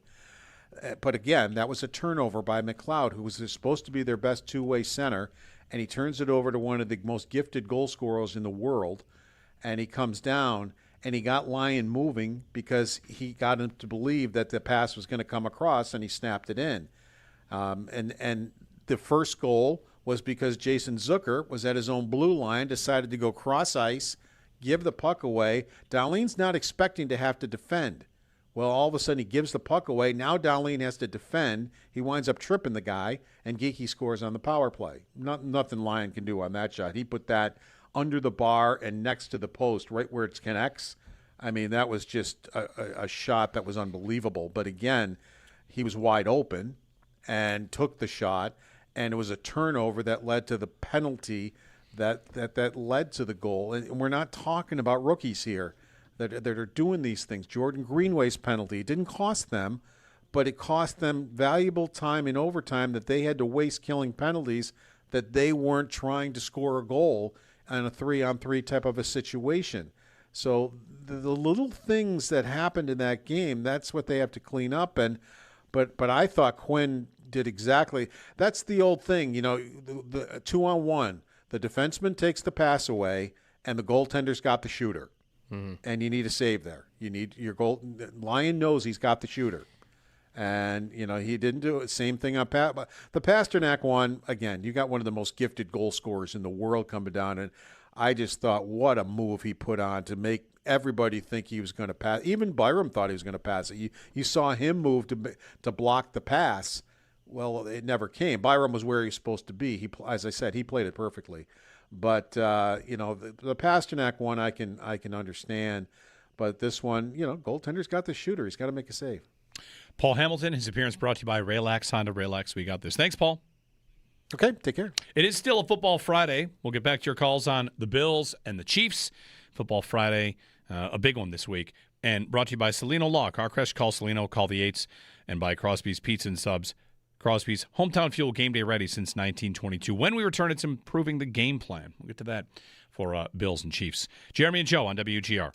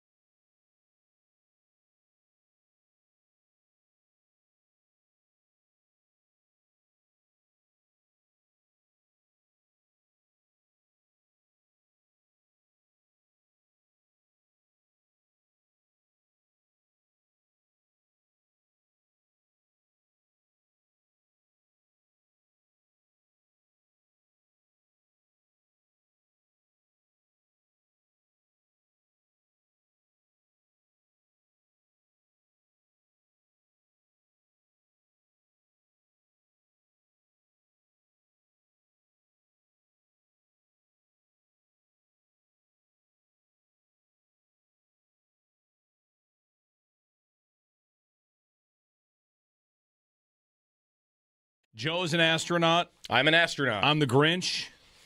It's the best I could do. I had this costume. I wore this to the kids' costume thing at school over the weekend. Yep. And I made it 15 minutes because it's too hot. So we'll see how it goes in here. Sometimes it's cold in here. This is in here. Yeah. Yeah, no. This is comfortable, but I can't decide if it's going to be hot yet or not. The thing I thought about us wearing It costumes, kind of is. I thought the whole week, we kind of talked about it. Our program director, Alan Davis, like, yes, now that you're streaming, wear costumes. Like, yeah, sure, why not? And then I thought, imagine something really important happens. Imagine the Bills, trade for Olave today. And that'd be the best. Here's Indiana Jones telling you all the details on your television or, like on your smart TV. Like, oh, what happened? Oh, there's the Grinch breaking down the conditions of an Olave trade. I think it'd be funny if we got Sean McDermott by accident today and we were asking him serious football questions while in these costumes. Right. Yeah, that would be the best, actually. That's right. We need serious subject matter with somebody wearing this. That's the key. Is there a vampire on my television interviewing the head coach of the football team? Right. Exactly.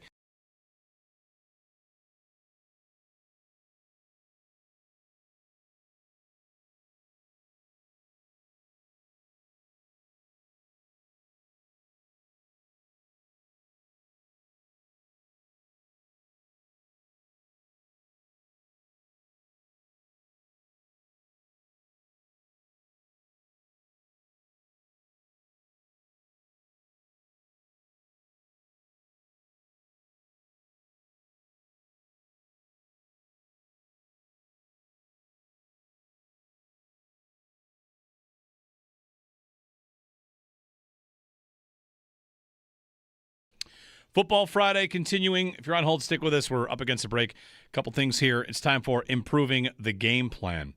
Improving the Game Plan, brought to you by Blue Star Home Services, your heating and cooling experts ready to improve your home's comfort. Game Plan. Get started at bluestarhs.com. What's the number one thing people would like to see this Bills team do a little more of? Is it pass it to the running backs again? That's on the list. Involve the backs in the game a little bit more? I think people are itching for the two rookies to play more on defense also. Hairston and Hancock. Yeah.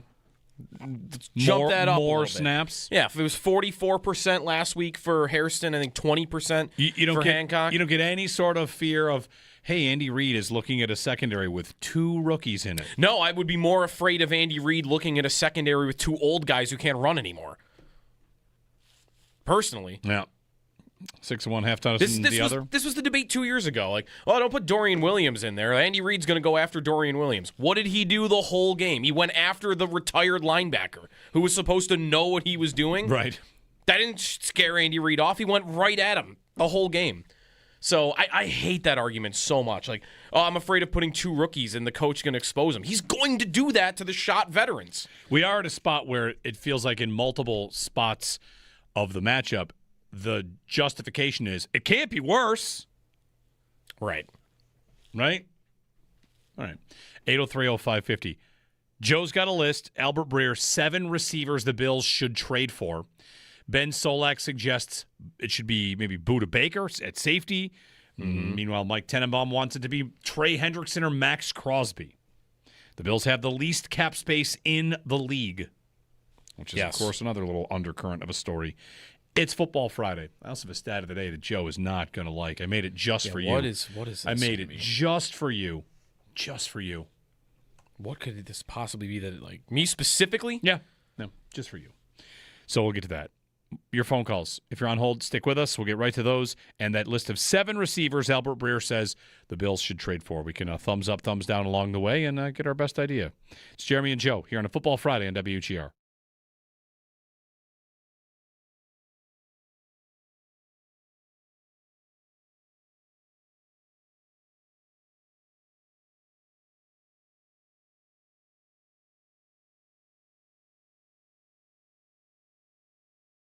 So, Sal, injuries, Jeremy of course, White play a factor for here. What's going on Auto at Sales, defensive tackles going to play a factor here in Buffalo. If you're in the market for a pre-owned vehicle. Safety. Let's get to the Barnes Firm Injury Report, brought to you by the Barnes Firm. Injured?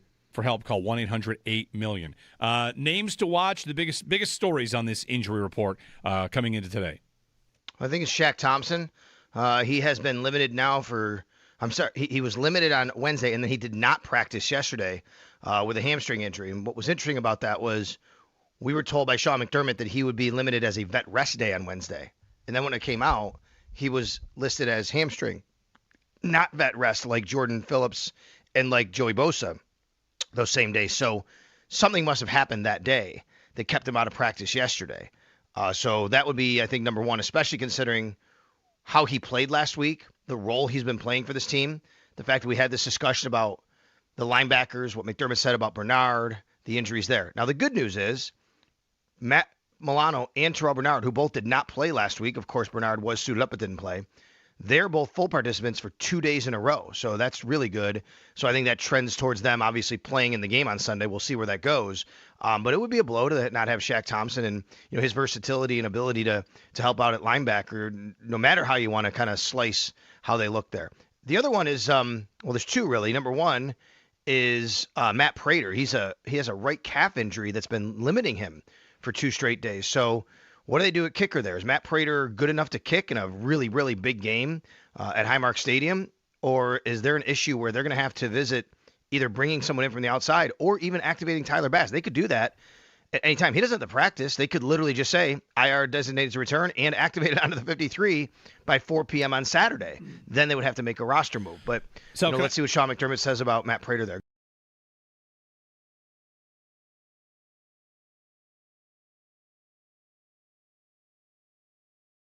One question I got. I went on a Kansas City pregame show. I'm going on another one today. Like Kansas City, they're a lot like us in that they whatever. It's a passionate fan base, smaller-ish market, right? Like not whatever. Mm-hmm. Yep. It's the biggest game in town. The Chiefs and the Royals for them, and for us it's the Bills and the Sabres, of course.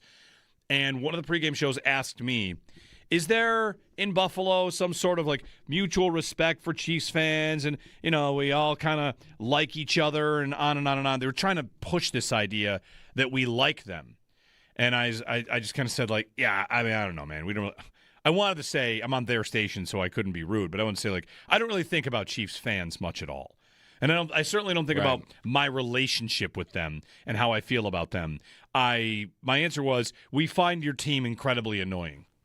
That's pretty much it. Yeah. Like I find your team boring and annoying because they're boring, that they're always good. And yeah, what do you want? You want me to say that we're happy to be second fiddle to you? Because we're not. Because that's not the case. That's not the case at all. No. At times, I guess it's annoying to hear, or like I've known people that have gone to Arrowhead and gone to Kansas City, and they're like, hey, they're pretty nice. Like it's actually kind of a pleasant experience. It's not. I don't see the run-ins with Chief fans on Twitter or, again, like people that have experienced in the stadium like you do with Bills and Dolphins fans, for instance, or definitely Bills and Patriots fans, right? Like the other teams in the division. Bills and Ravens fans last year. That was more social media, I think. But I never really got that from Kansas City. But I guess I don't really care about it. It doesn't make me like their team anymore, right? It doesn't make me not hate them any less than I would the Ravens or the Patriots or the Dolphins. Like, it's just different, I guess. It just would only matter, I think, if I actually went to the game in Arrowhead. Right. That's the only time it would actually matter. If we're saying a fan base that Bills fans dislike the most, for a long time it would have been Patriots fans. Right, like because they won all the time. Sure, the Dolphins rivalry is there, but I might still answer Patriots fans. Yeah. Or maybe I would answer Dolphins fans, right? I probably wouldn't answer Chief fans. Would you? Like, the most annoying fan base? I wouldn't know. I wouldn't answer Chief fans. Right. They're not in my backyard. They don't invade my building. Yeah. All they do is win all the time. You might say that they have the most annoying fan, if those of you out there allow Nick Wright to live in your brain. He is a professional wrestler. He wants to be the most annoying fan. And he's pretty good at it.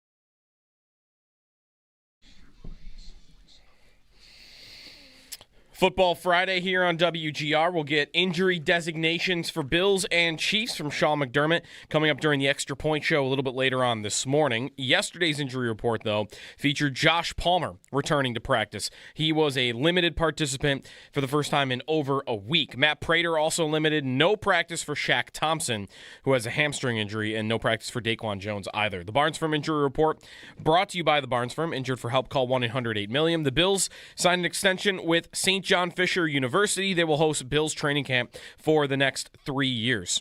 Thursday Night Football, Ravens win over the Dolphins 28-6. They go to 3-5 on the season.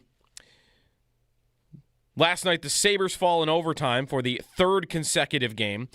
They came back from 2 down in the third, but then fall in OT. Next up is Washington tomorrow night at home. And the Blue Jays looking to win the World Series tonight. Game 6 against the Dodgers in Toronto just after 8 o'clock. Those are your Paddock Chevrolet sports update. Paddock Chevrolet celebrating 90 years of being your hometown dealership. Join WGR and Bud Light for Buffalo Football Friday Happy Hour today. Shope and Bulldog broadcasting live from 3 to 7 p.m. at Neighbors Pub, 337 Kenmore Avenue. Stop by. A chance to win a Josh Allen jersey. No purchase necessary. Bud Light, easy to drink, easy to enjoy. Enjoy responsibly. 21 plus.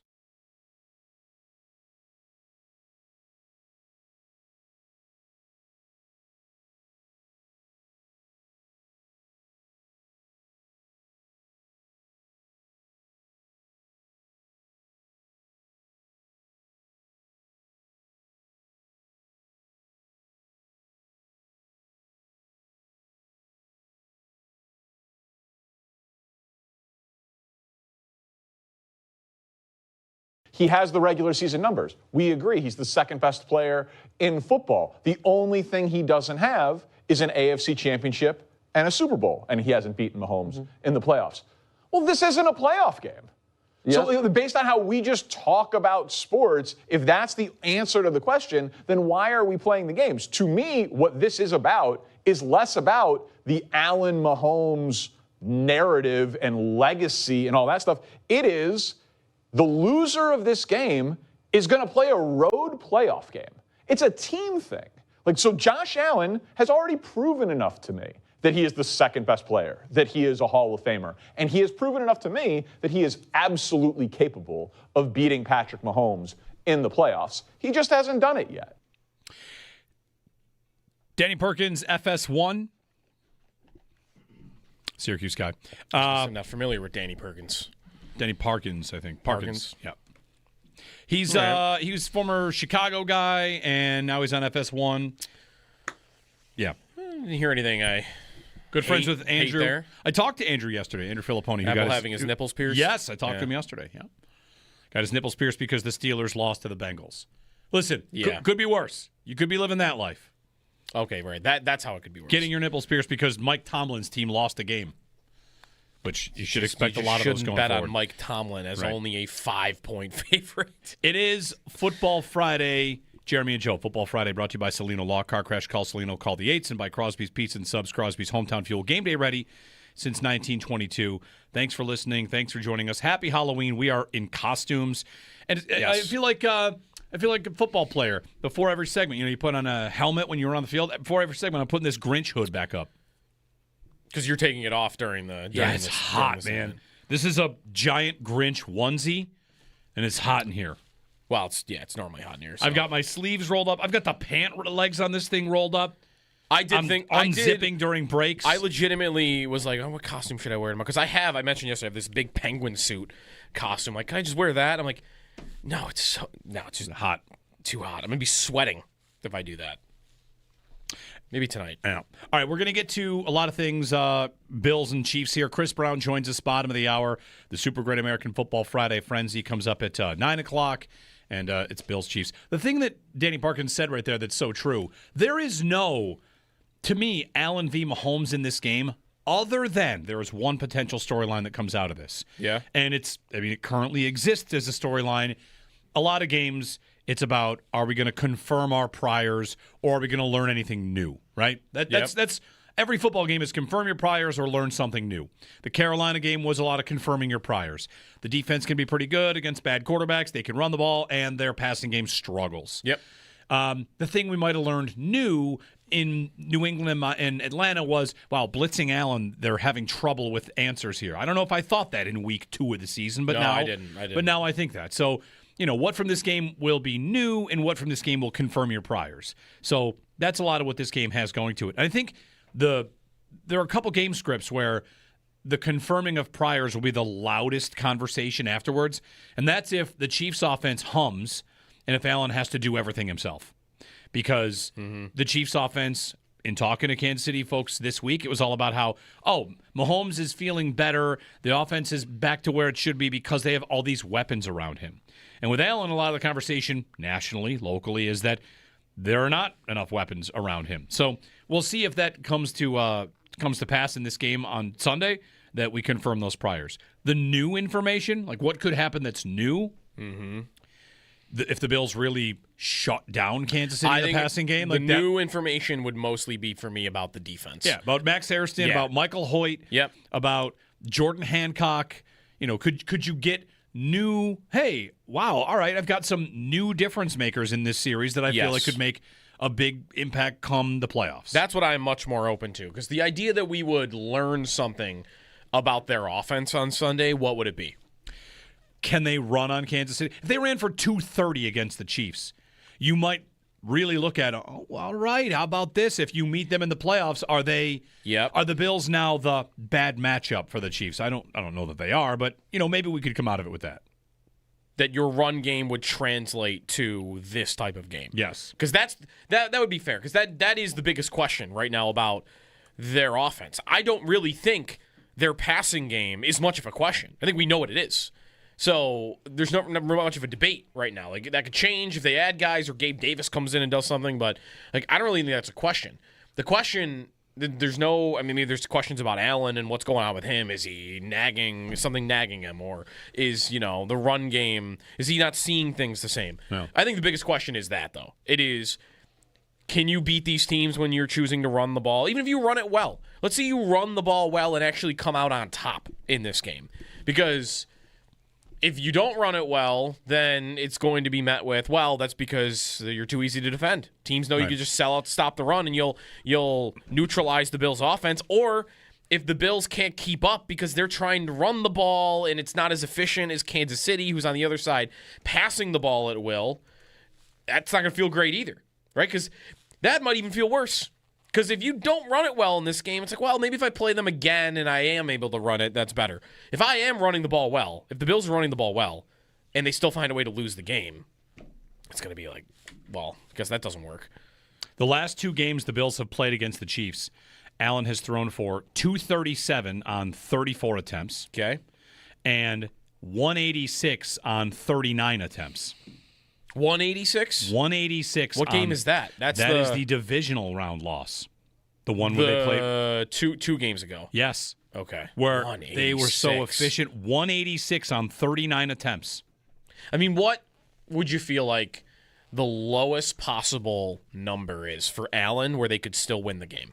That's tough, because as the number gets lower, it's usually because the run game worked better.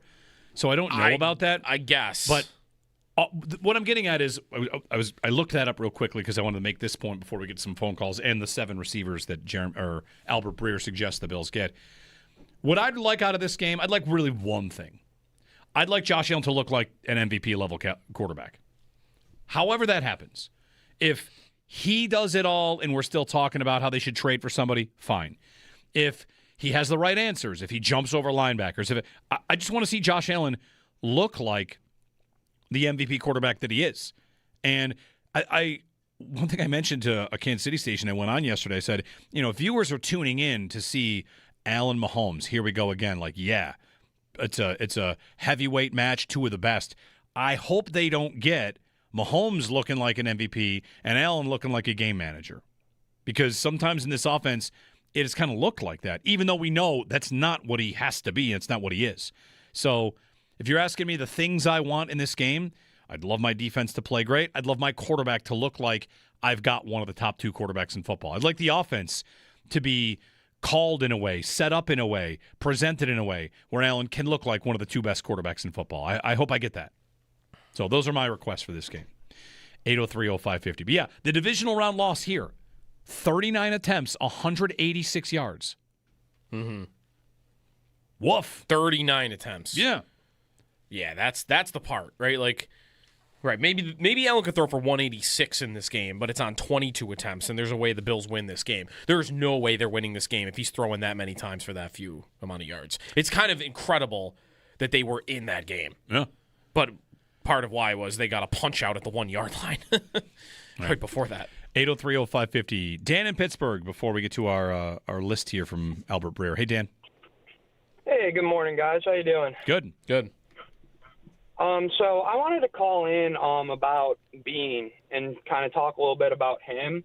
So I'm just kind of curious, like, where the philosophy kind of changed, just because, like, I've always been the most confident guy in Bean, like, viewed him in a tier with Howie Roseman type, how I kind of looked at him. Mm-hmm. He's always been aggressive, trades first for Diggs, moves up for Kincaid, moves up for Elam, moves up for his guys, and then the whole entire world knows that we need a wide receiver, and he's actively moving backwards with teams who are also trying to draft wide receivers. And that draft kind of didn't sit well with me. And then you get those stories from PFF coming out that, like, he's the most sensitive GM in the league. He comes on your guys' show and kind of chooses to come at you guys the way he does. And it's just all kind of just very recently just not sat well with me. So I just kind of wanted to get your guys' opinion on that kind of philosophy change. And then just kind of what you guys think, like, when does it run its course, like, in the McDermott and Bean era, to where how long is too long? Or is there never going to be any time where it's too long, maybe because Terry's so scarred by the Sabres and how that organization runs? Just kind of curious on that stuff. Thanks, Dan. A lot of questions in there. Yeah, I mean, I think there is a time, but I'm not prepared to tell you right now what it is. How about this? Could the next 5 days change the way people feel about that? No. Not win or loss, but if they go to the deadline and they don't add. Because the deadline will be remembered. That's all I would say, is that if they lose, and they lose because of the thing we think they have as a major flaw, which sometimes that can be hard to pick out. How do you say you lost because of your receivers? You know, how do you do that? Could I say that against Atlanta? Can I say that again? It's hard to say you lose because of receivers. Sure. Or passing weapons, whatever. But they have it. But if four guys got traded and then they added like a defensive tackle, I think that makes it worse. That's what I mean. Yeah. And they lose that. Like, that might intensify the conversation? We're halfway through a season. A lot can still happen. They just had their lull. They won by 31 last week. I think there's. I keep saying this, and they did win by 31 last week. They did win by 31 last week. I like how I like saying this, and it's something I arrived at. This deadline is the end of Act 1 of this season. It's the end of Act 1. Act 1 is your lull, your suspensions, some issues, and then comes the Chiefs and the deadline. And now, no matter what happens in this game, Act 2 is, will you chase down New England? Right. And then Act 3 is the playoffs. So this is the final act of Act 1. The final thing we can do before we know if they will ultimately chase down New England is, do they beat Kansas City as part of that, and do they add at the deadline?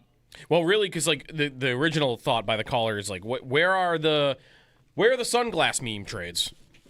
Where are those at? Because you're right, those did happen, and to be fair, we really haven't had much. I mean, it has been more of, we're just going to draft. I mean, they've even said it, right? Like, what do they want to do? They want to draft, develop, and pay their own.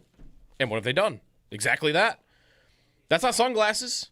That's not Howie Roseman. That's not, balls to the wall. Let me make a bunch of trades. Let me be aggressive. Let me make sure I get the best players in the league. Like, I'm not saying that on any one of these, they made the wrong decision. to pay Greg Rousseau or to pay Terrell Bernard or to pay, I would probably say it about Dawson Knox You might say a it couple about years ago. You might say it about Bernard, but he's a team captain. Bernard, I wouldn't say it about Deion Dawkins. We can go through them. Wouldn't say it about. There's a lot of good ones in here. Spencer Brown is a great signing that's proactive and it's a great deal. But one consequence of all of that we're looking at right now is the Bills have no cap space and had no cap space before the season. They were not a team that was prepared to go after Micah Parsons if they had wanted to. They're not a team that's prepared to go after an A.J. Brown if he were to become available or anybody like that. One consequence of doing draft, develop, and pay your own is you're less equipped to go after those star players as other teams.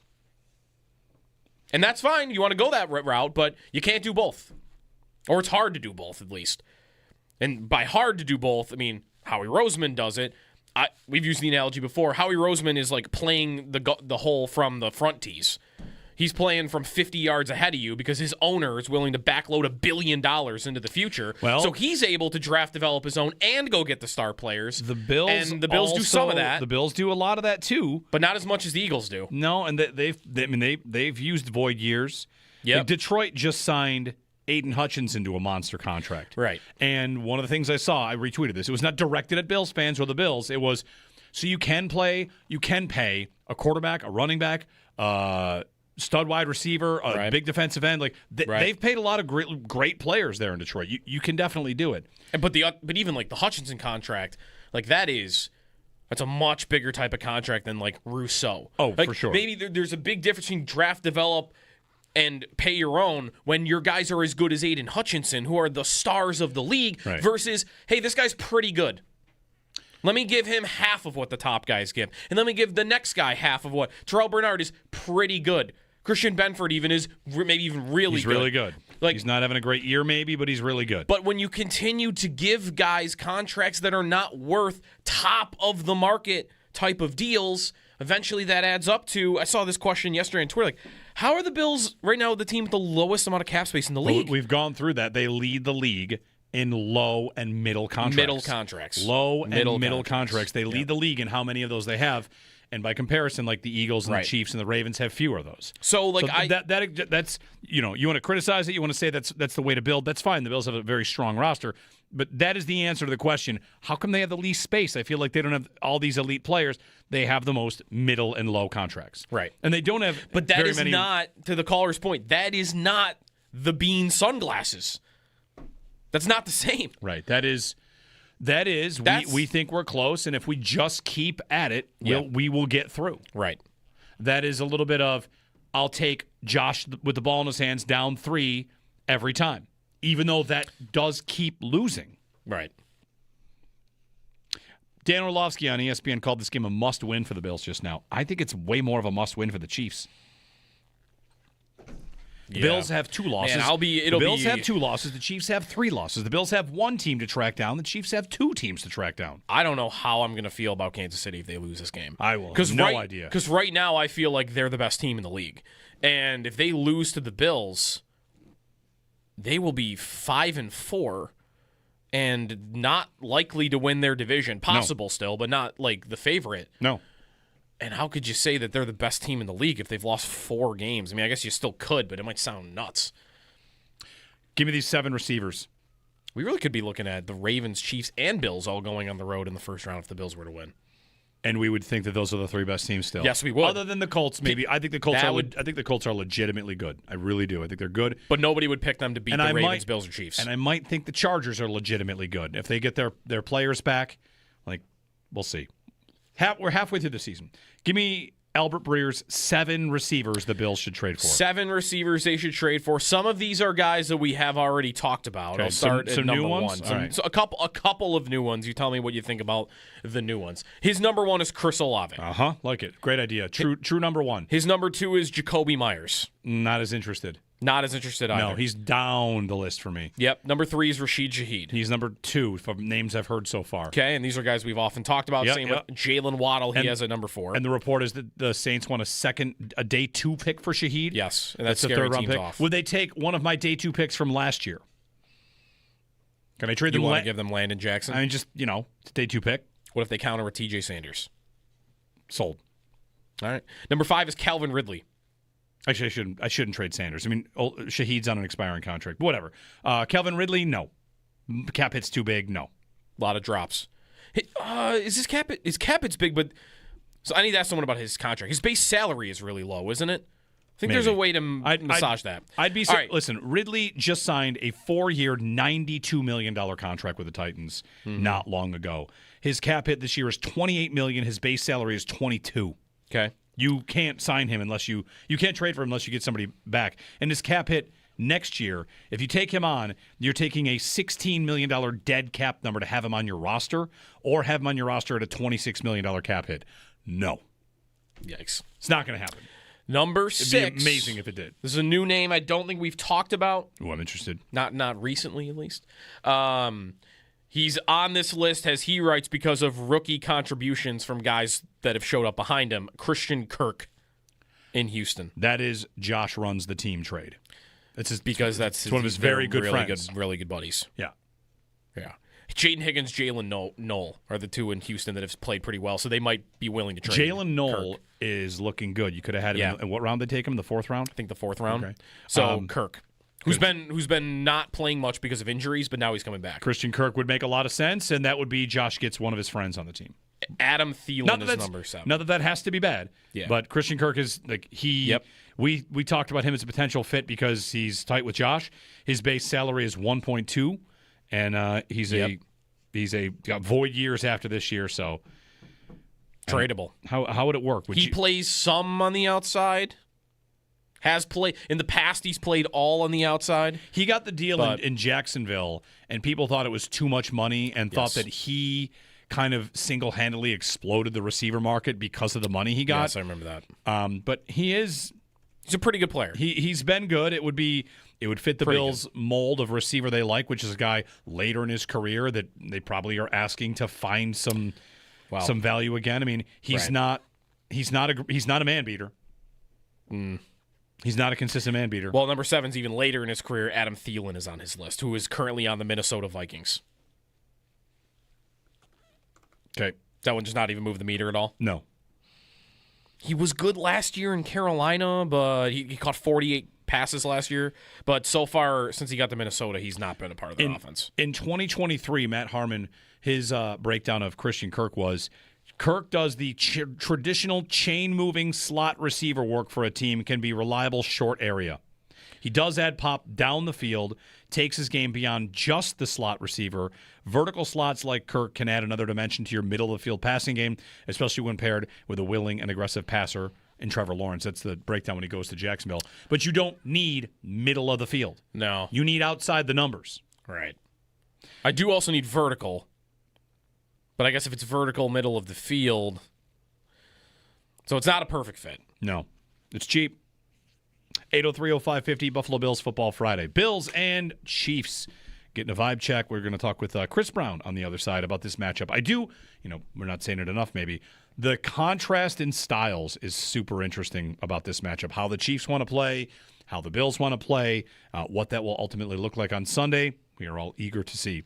Chris Brown joins us next here on Football Friday, brought to you by Salino Law. Car Crash, call Salino. Call the Yates, and by Crosby's Pizza and Subs, Crosby's Hometown Fuel, game day ready since 1922.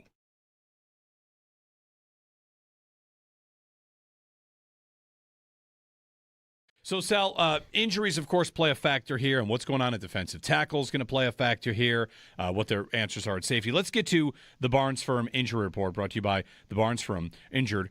For help, call 1-800-8-MILLION. Names to watch, the biggest stories on this injury report coming into today. I think it's Shaq Thompson. He has been limited now he was limited on Wednesday, and then he did not practice yesterday with a hamstring injury. And what was interesting about that was we were told by Sean McDermott that he would be limited as a vet rest day on Wednesday. And then when it came out, he was listed as hamstring, not vet rest like Jordan Phillips and like Joey Bosa those same days. So something must have happened that day that kept him out of practice yesterday.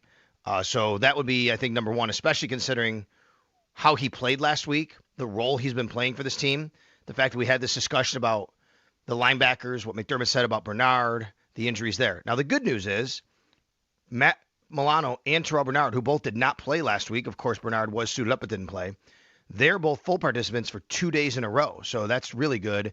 So I think that trends towards them obviously playing in the game on Sunday. We'll see where that goes. But it would be a blow to not have Shaq Thompson and his versatility and ability to help out at linebacker, no matter how you want to kind of slice how they look there. The other one is, there's two really. Number one is Matt Prater. He has a right calf injury that's been limiting him for 2 straight days. So what do they do at kicker there? Is Matt Prater good enough to kick in a really, really big game at Highmark Stadium? Or is there an issue where they're going to have to visit either bringing someone in from the outside or even activating Tyler Bass? They could do that at any time. He doesn't have to practice. They could literally just say IR designated to return and activate it onto the 53 by 4 p.m. on Saturday. Then they would have to make a roster move. But let's see what Sean McDermott says about Matt Prater there.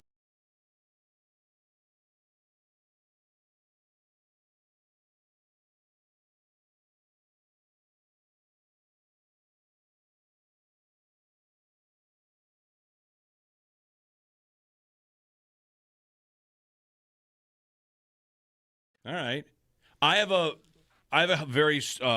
Halloween confession to make that is I believe unpopular opinion. Okay. Ooh. I like candy corn. Oh, I love. You think that's the unpopular opinion? I think opinion? people always trash candy corn. Yeah. I don't want to eat 3 cups of it. No, but you show me a candy pumpkin and I'm all about it. So there was a little dish out in the bistro this week that had some candy corn in it. When you walked by it, did you I'll take 1 or 2? Did you do that this week? No. Okay. I would have thought about it. If I see it, I always think about it. The problem is if I have 1, I want to have 30 pieces of candy corn. Of candy corn? Yeah. See, and then I after like 30, I'd never want to see one again. That's weird because I like candy corn enough to if it's out there, I'll take a couple pieces. I'm in. I'll have a few, but I'm never. Maybe worried. 30s. I'm never worried about being gluttonous with candy corn. Yeah. Never. Yeah, it's fine. I like it. I've got a similar thing going with candy corn where I'll see it and I'm in. I'll have 5 pieces and then I go, this gets weird fast for me. That's right. There's something waxy about it in my mouth that I can't quite handle. That's right. That's right. And it gets out of control fast. I am known to bear down and get after it with some candy. Sure. And that is not not a problem area for me either. I don't know. Yeah, I do understand why it's a hot take that it's good. A lot of people just trash on it. Yeah. I do enjoy it. I think candy corn gets talked about like Peeps, which are actually bad. You like Peeps over there? Do you like them? I love Peeps. Wow. Peeps though are not even really candy. It's right? a marshmallow.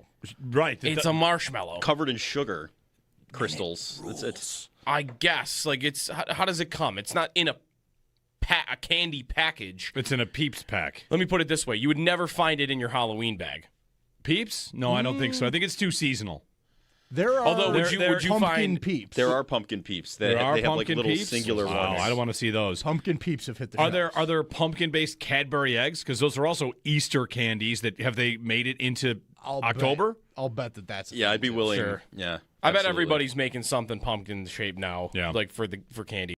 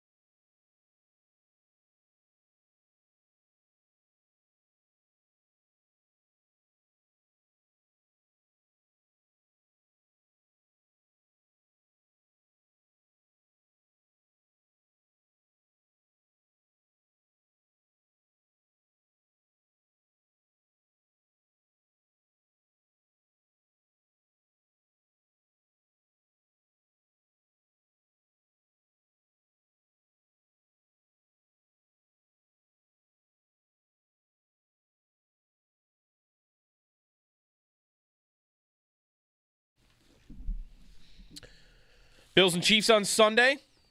Get to Chris Brown coming up next on the game. The Bills injury report from yesterday had some good news and bad news.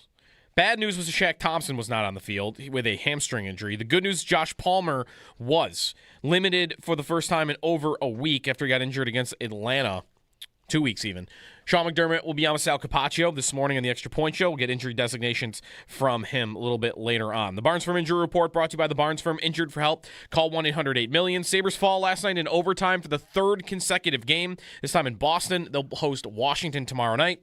And Game 6 of the World Series is tonight, just after 8 o'clock. Blue Jays win the World Series with a win in Toronto. Those are your Paddock Chevrolet sports headlines. Paddock Chevrolet celebrating 90 years of being your hometown dealership.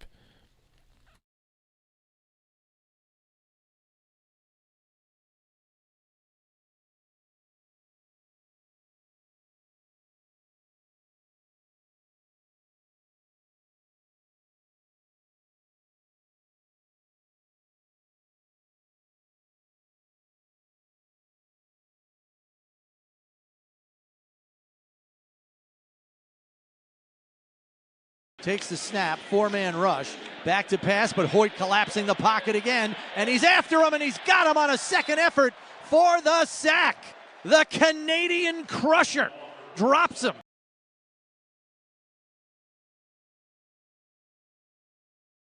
Good morning. Football Friday. Jeremy and Joe. Football Friday brought to you by Salino Law, Car Crush Call the 8s, and by Crosby's Pizza and Subs. Crosby's hometown fuel, game day ready since 1922. It is a Football Friday, and we go to Chris Brown, who will have the call of the game on Sunday at 4:25 with Eric Wood and Sal Capaccio on the sidelines as well. Chris, good morning. Chiefs week, we've talked it to death, but we got a couple more days to get there, and I'm eager to see, Chris, the contrasting styles between these two offenses. Yeah, I'm also interested in seeing, if the Bills have left anything in the bag, so to speak, for this game specifically. They've had a couple of blowout wins, and they've probably left stuff on the call sheet. And I wonder if also there are some other things that they have saved specifically for this game. I'm not pretending to know that, but I'm curious if that is the case. I also wonder, we sometimes, Chris, think about that more as an offensive point. How much do you think that could be the defense and what they can put on the field, especially because some of the players that have been thrust into the lineup, now that they're available, give the Bills potentially a lot more options to use? Yeah, I certainly think there's less for Andy Reid and Matt Nagy to go on film-wise with the new additions to the defensive lineup. Hairston, Hoyt, Ogunjobi maybe to a lesser degree, but I think Hoyt has proven in just one game he's a guy you better have a plan for. And what is that plan? And Hairston, I think, gives the Bills another answer in terms of the matchups. I mean, I'm not a coordinator, but I think it makes a lot of sense to just have Hairston follow Worthy all over the field on Sunday, and then you put Benford on Rice for a physical matchup. And you still have the rest to figure out, which isn't nothing. Yeah. Hollywood Brown and Kelsey are still major threats, as well as Schuster, who's been kind of rejuvenated in the middle of the field, as an inside receiver. So I don't know that the Bills are going to be able to cover all the bases. So I think the pass rush is going to be critical on Sunday. And that's one thing, the pass rush, we saw it against Carolina a little bit. It's about, of course, like getting there quickly, but it really is about compressing the pocket and making sure Patrick Mahomes does not get out, because he's having a very good season, escaping pressure and throwing outside of structure. Yeah, and I think he's only about 40 yards shy of what his rushing total was all of last season, and he's done that in 8 games. And it's funny, I was talking to one of the Washington reporters who covers the Commanders. They obviously played on Monday night, for 2 things. The first thing I asked him was, how did they choose to rush Mahomes? And he said there were a lot of times in critical situations where they went with that quote-unquote cage rush, where you just try to cage him in.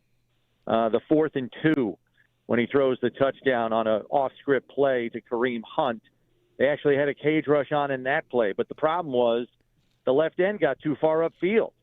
He's undisciplined. He leaves him a wide open lane to run out to the right, and he buys about 3 or 4 extra seconds of time, and that's all you need. That's all Patrick Mahomes needs to make a play for you, and it's a touchdown pass on an off-script play to Kareem Hunt. The other question I asked him was, how much did the Chiefs load the box against what was the number 2 rushing offense coming into the game? I was figuring Chiefs would load the box. We're not terribly worried about Marcus Mariota beating us.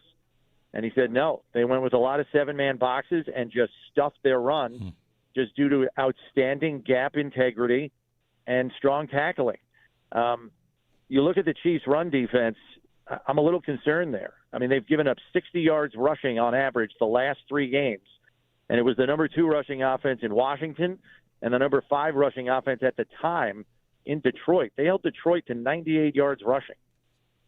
Yeah, so it's kind of a battle of strengths on that side of the ball. That'll be, man, if they are able to keep the Bills' run game in check, that'll be a real test, especially with the deadline on Tuesday for fans and talking about this game and this team right now. What type of test it would be if the Chiefs do have answers for the Bills' rush game, because then, of course, it becomes, can you stand back in the pocket and beat them through the air? Right. I think the other element to think about, too, and look, I'm not trying to dismiss Buffalo's offensive line in any way, shape, or form. They're pretty damn good, and I think they're going to bring it. At a defensive front that just felt it necessary to add Mike Pennell, the veteran kind of space eater that they signed after he got his release from the Cincinnati practice squad. Chris Jones apparently told the front office, hey, you better get that guy back in here. We need him. That's something to keep an eye on as well. I think it also shouldn't be dismissed that the Chiefs are coming off a bit of a shorter week, so maybe they don't have as many bells and whistles in their game plan this week, just having one day less of prep time. Chris Brown joining us on the Western Hotline ahead of Bills Chiefs. Of course, the deadline is just 2 days after, Chris. A lot of talk about this team and whether or not they need to add something. I wonder if the pass catchers on this team, it's one thing to be motivated. It's another thing to turn that into production, right, and find a way in this game. So do you feel like it is the moves at the deadline, if the Bills are thinking anything, that they could or should be influenced by what happens in that 3-hour window against Kansas City? Well, I think because you believe the Chiefs are a team you are going to see again, I think you do use this game as a bit of a self-assessment and say to yourself, all right, can we defend them properly and effectively enough to keep our team in the game? And can our offense either A, keep up, or be productive and efficient enough to kind of control the tempo of the game and reduce the number of possessions that the Chiefs have? If we can do all those things, they're probably going to come out of the game feeling pretty good about themselves. If this is a lopsided affair, and very few of these games have been, well, then maybe they do need to reassess what they have and what they still might need.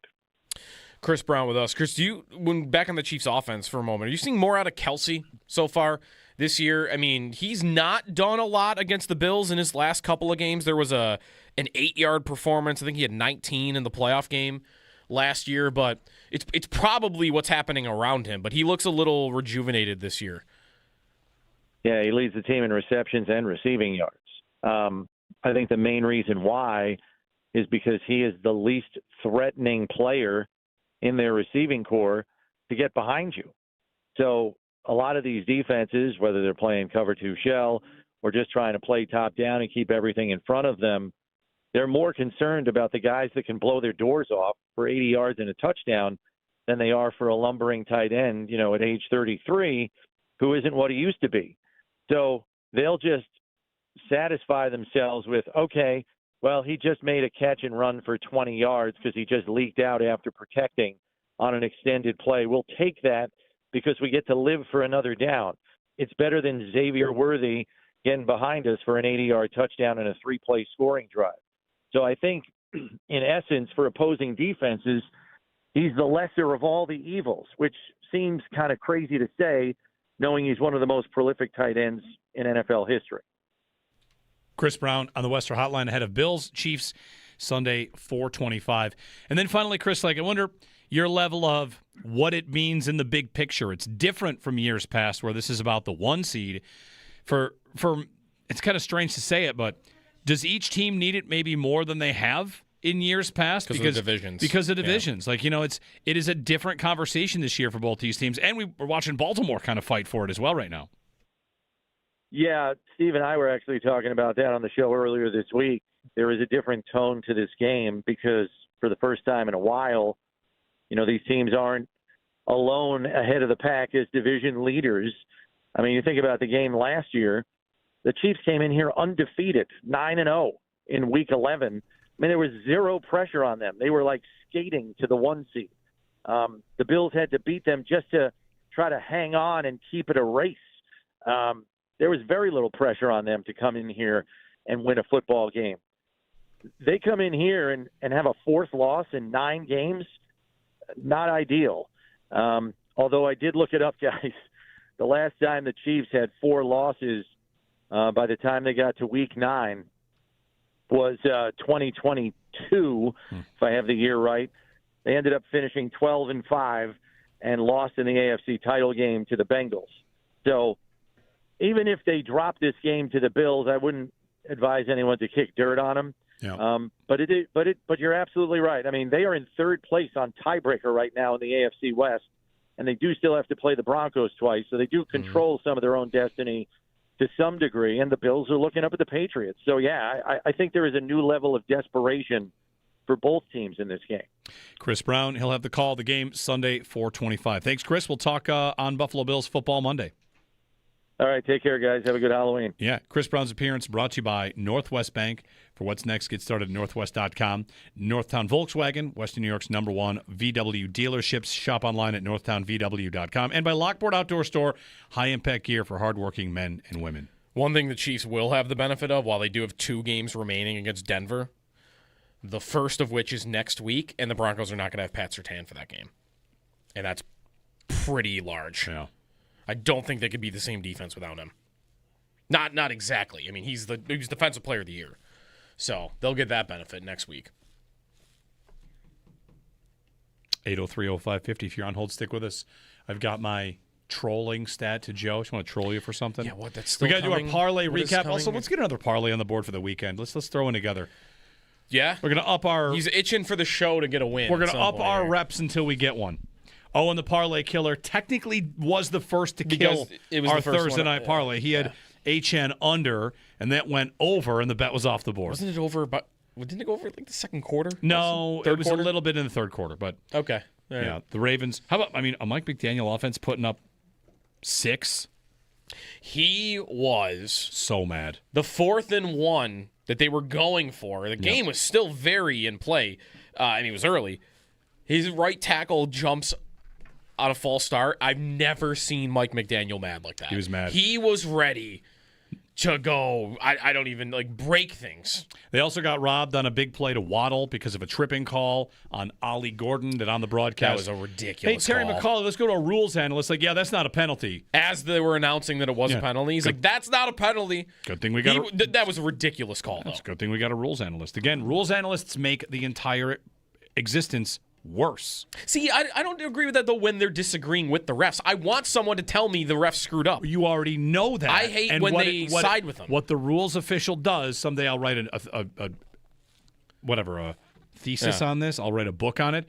The rules official draws more attention to the officials getting the same number of things wrong that they always did. Nothing is ever different. It was not different with replacement refs. You are going to get a lot of things wrong. You can have replay systems to overturn it, but you're never going to get it more right. And all we have actually done is put a brighter spotlight on the same number of errors and made everyone more upset about them. But I think it's worse when a referee would be in there, which is what I thought they were in there in the first place. And I still kind of think this is why they're in there, which is a mouthpiece for the league to get people off the backs of officials to explain why a call that's wrong. It's the opposite effect. Because they've done that a lot. It's the Streisand effect. But there are calls that look like all the time, like, no, that wasn't right. And it's like, well, this is why they called it that way. Don't tell me why they called it that way. Tell me what was supposed to happen. And last night I actually got that for once. And what do you get out of that?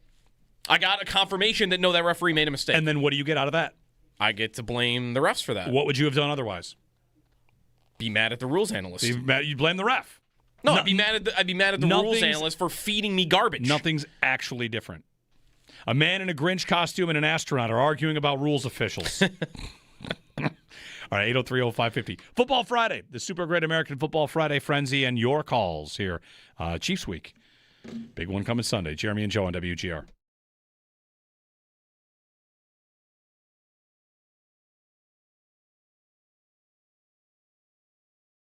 So, Sal, injuries, of course, play a factor here, and what's going on at defensive tackle is going to play a factor here, what their answers are at safety. Let's get to the Barnes Firm Injury Report, brought to you by the Barnes Firm. Injured, for help, call 1-800-8-MILLION. Names to watch, the biggest stories on this injury report coming into today. I think it's Shaq Thompson. He has been limited now for – he was limited on Wednesday, and then he did not practice yesterday with a hamstring injury. And what was interesting about that was we were told by Sean McDermott that he would be limited as a vet rest day on Wednesday. And then when it came out, he was listed as hamstring, not vet rest like Jordan Phillips and like Joey Bosa those same days. So something must have happened that day that kept him out of practice yesterday. So that would be, I think, number one, especially considering how he played last week, the role he's been playing for this team, the fact that we had this discussion about the linebackers, what McDermott said about Bernard, the injuries there. Now, the good news is Matt Milano and Terrell Bernard, who both did not play last week. Of course, Bernard was suited up but didn't play. They're both full participants for 2 days in a row, so that's really good. So I think that trends towards them obviously playing in the game on Sunday. We'll see where that goes. But it would be a blow to not have Shaq Thompson and his versatility and ability to help out at linebacker, no matter how you want to kind of slice how they look there. The other one is, there's two really. Number one is Matt Prater. He has a right calf injury that's been limiting him for 2 straight days. So what do they do at kicker there? Is Matt Prater good enough to kick in a really, really big game at Highmark Stadium? Or is there an issue where they're going to have to visit either bringing someone in from the outside or even activating Tyler Bass? They could do that at any time. He doesn't have to practice. They could literally just say, IR designated to return and activate it onto the 53 by 4 p.m. on Saturday. Then they would have to make a roster move. But let's see what Sean McDermott says about Matt Prater there.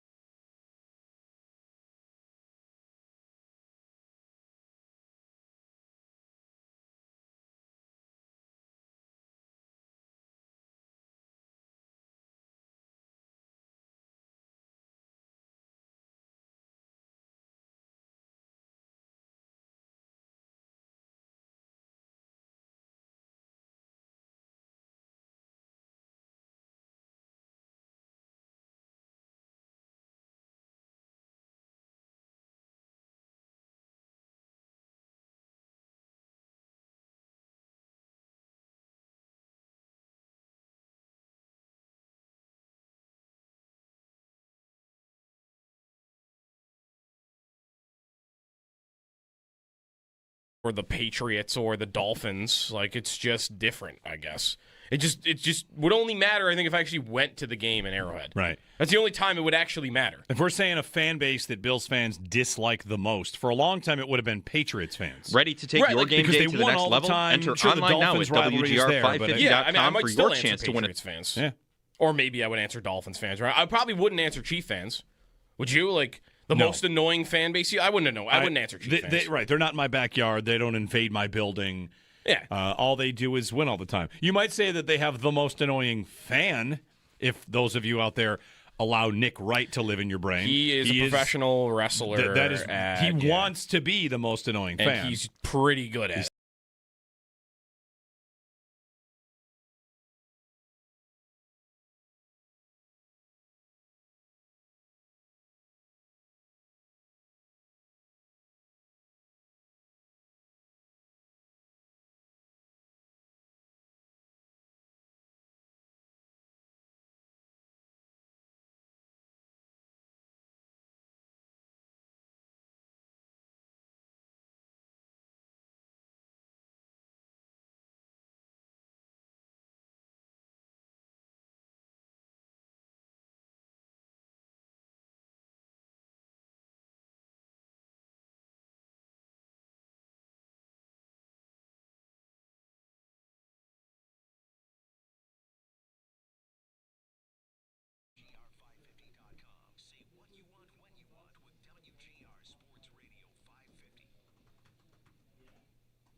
All right, it's Football Friday. Jeremy and Joe, 803-0550.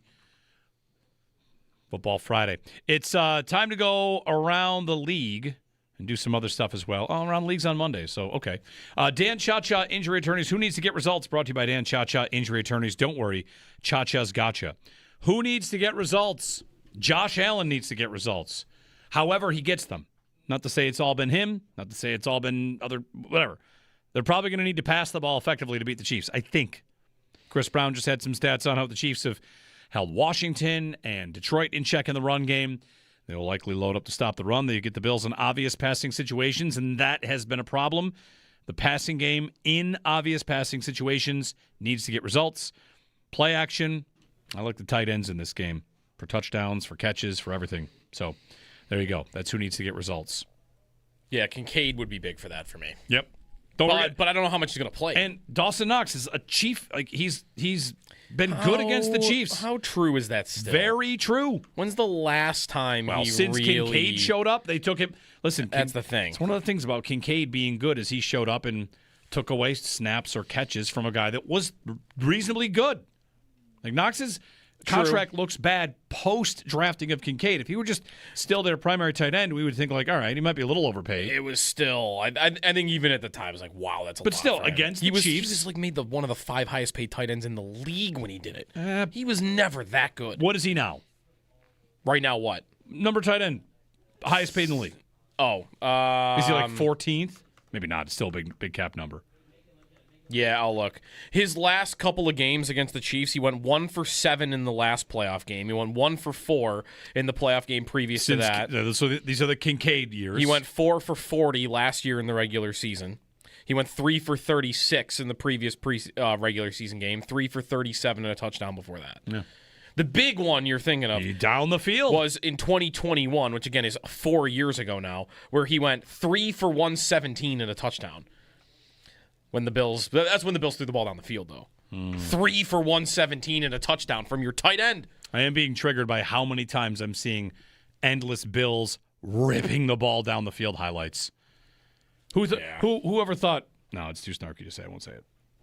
Well, now you have to say it. Whoever thought that the real scarring of the 13 seconds highlights would not be the loss of the game, but like remembering what it was like for them to throw the ball like that and look very dangerous all the time. They can get back there. I have faith that they eventually... They can? I hope so. The question is, will they need to? Not everyone agrees on whether or not they need to. Some people think they can do it when they want. 803-0550. Jeremy and Joe. Football Friday, the Super Great American Football Friday Frenzy. Your phone calls, we are lined up. We'll blast through all these phone calls, so if you stick with us, we will get to you and get to your frenzy as well here on WGR. Joe's an astronaut. I'm an astronaut. I'm the Grinch. It's the best I could do. I had this costume. I wore this to the kids' costume thing at school over the weekend. Yep. And I made it 15 minutes because it's too hot. So we'll see how it goes in here. Sometimes it's cold in here. This is in here? Yeah. Yeah, no. This is comfortable, but I can't decide if it's going to be hot yet or not. The thing I thought about us wearing It costumes, kind of is. I thought the whole week, we kind of talked about it. Our program director, Alan Davis, like, yes, now that you're streaming, wear costumes. Like, yeah, sure, why not? And then I thought, imagine something really important happens. Imagine the Bills, trade for Olave today. And that'd be the best. Here's Indiana Jones telling you all the details on your television or, like on your smart TV. Like, oh, what happened? Oh, there's the Grinch breaking down the conditions of an Olave trade. I think it'd be funny if we got Sean McDermott by accident today and we were asking him serious football questions while in these costumes. Right. Yeah, that would be the best, actually. That's right. We need serious subject matter with somebody wearing this. That's the key. Is there a vampire on my television interviewing the head coach of the football team? Right. Exactly.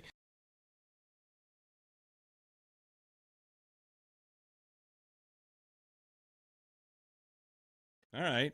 I have a Halloween confession to make that is I believe, unpopular opinion. Okay. Ooh.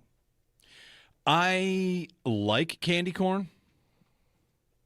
Oh, I love You think that's the unpopular opinion? opinion? Always trash candy corn. Yeah. I don't want to eat 3 cups of it. No, but you show me a candy pumpkin and I'm all about it. So there was a little dish out in the bistro this week that had some candy corn in it. When you walked by it, did you I'll take 1 or 2? Did you do that this week? No. Okay. I would have thought about it. If I see it, I always think about it. The problem is if I have one, I want to have 30 pieces of candy corn. Of candy corn? Yeah. See, and then I after 30, I'd never want to see one again. That's weird because I like candy corn enough to if it's out there, I'll take a couple pieces. I'm in. I'll have a few, but I'm never worried. 30s. I'm never worried about being gluttonous with candy corn. Yeah. Never. Yeah, it's fine. I like it. I've got enough. a similar thing going with candy corn where I'll see it and I'm in. I'll have 5 pieces and then I go, this gets weird fast for me. That's right. There's something waxy about it in my mouth that I can't quite handle. That's right. That's right. And it gets out of control fast. I am known to bear down and get after it with some candy. Sure. And that is not not a problem area for me either. I don't know. Yeah, I do understand why it's a hot take that it's good. A lot of people just trash on it. Yeah. I do enjoy it.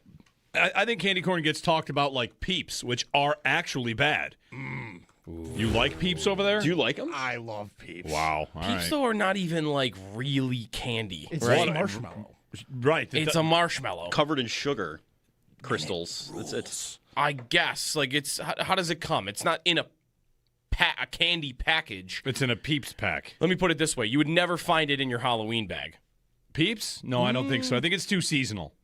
There are Although would you pumpkin find Peeps. There are pumpkin Peeps. They There are have pumpkin little Peeps? singular Wow, ones. I don't want to see those. Pumpkin Peeps have hit the Are shelves. there pumpkin-based Cadbury eggs? Because those are also Easter candies. Have they made it into October? I'll bet that's I'd be willing. Sure. Yeah, I bet absolutely. everybody's making something pumpkin shaped now. Yeah. For candy.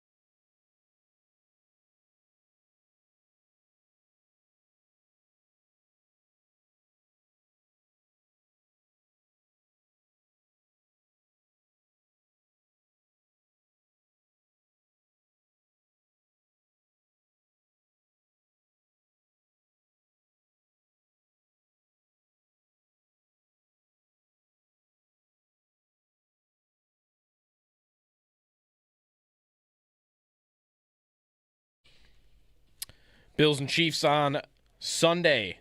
Football Friday here in WGR. The Bills injury report from yesterday featured no practice for Shaq Thompson, who has a hamstring injury, and also Daquan Jones, who's still battling a calf. Good news, though, that Josh Palmer was back on the field for the first time in weeks. He was limited with knee and ankle injuries. Full practices for Terrell Bernard, Ray Davis, and Matt Milano. The Barnes Firm injury report brought to you by the Barnes Firm. Injured for help, call 1-800-8-million. The Bills signed an extension with St. John Fisher University for training camp to be there the next 3 years. Ravens win on Thursday Night Football, 28-6 over the Dolphins. Sabres fall in overtime, third consecutive game that's happened. Last night in Boston. Next up is tomorrow night at KeyBank Center. Sabres will be hosting the Capitals. And tonight is Game 6 of the World Series. Blue Jays win it all with a win just after 8 o'clock for first pitch. That's your Paddock Chevrolet Sports Update. Join WGR and Bud Light for Buffalo Football Friday Happy Hour. Schopp and Bulldog broadcasting live today, 3 to 7 p.m. from Neighbors Pub, 337 Kenmore Avenue. Chance to win a Josh Allen jersey. No purchase necessary. Bud Light, easy to drink, easy to enjoy. Enjoy responsibly. 21 plus.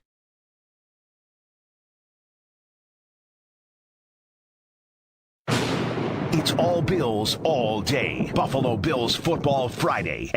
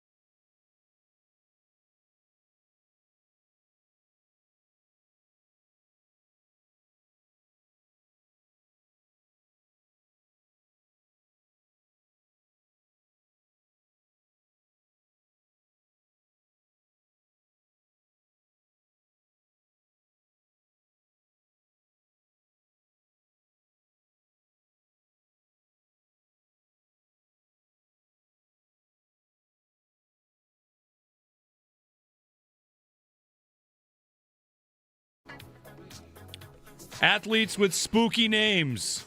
Happy Halloween. Go. Oh, I got some good ones. Yeah? Frank Gore. All right.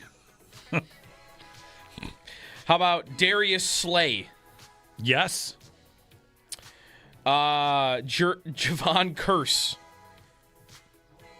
How about former PGA Tour golfer Boo Weekley? That's the best one yet. Boo. Boo. Owen, what do you got? I got how about Booby Dixon.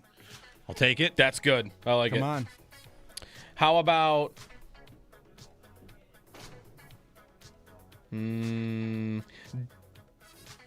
Daniel Kilgore? Why is that on here? Kilgore. Thank you.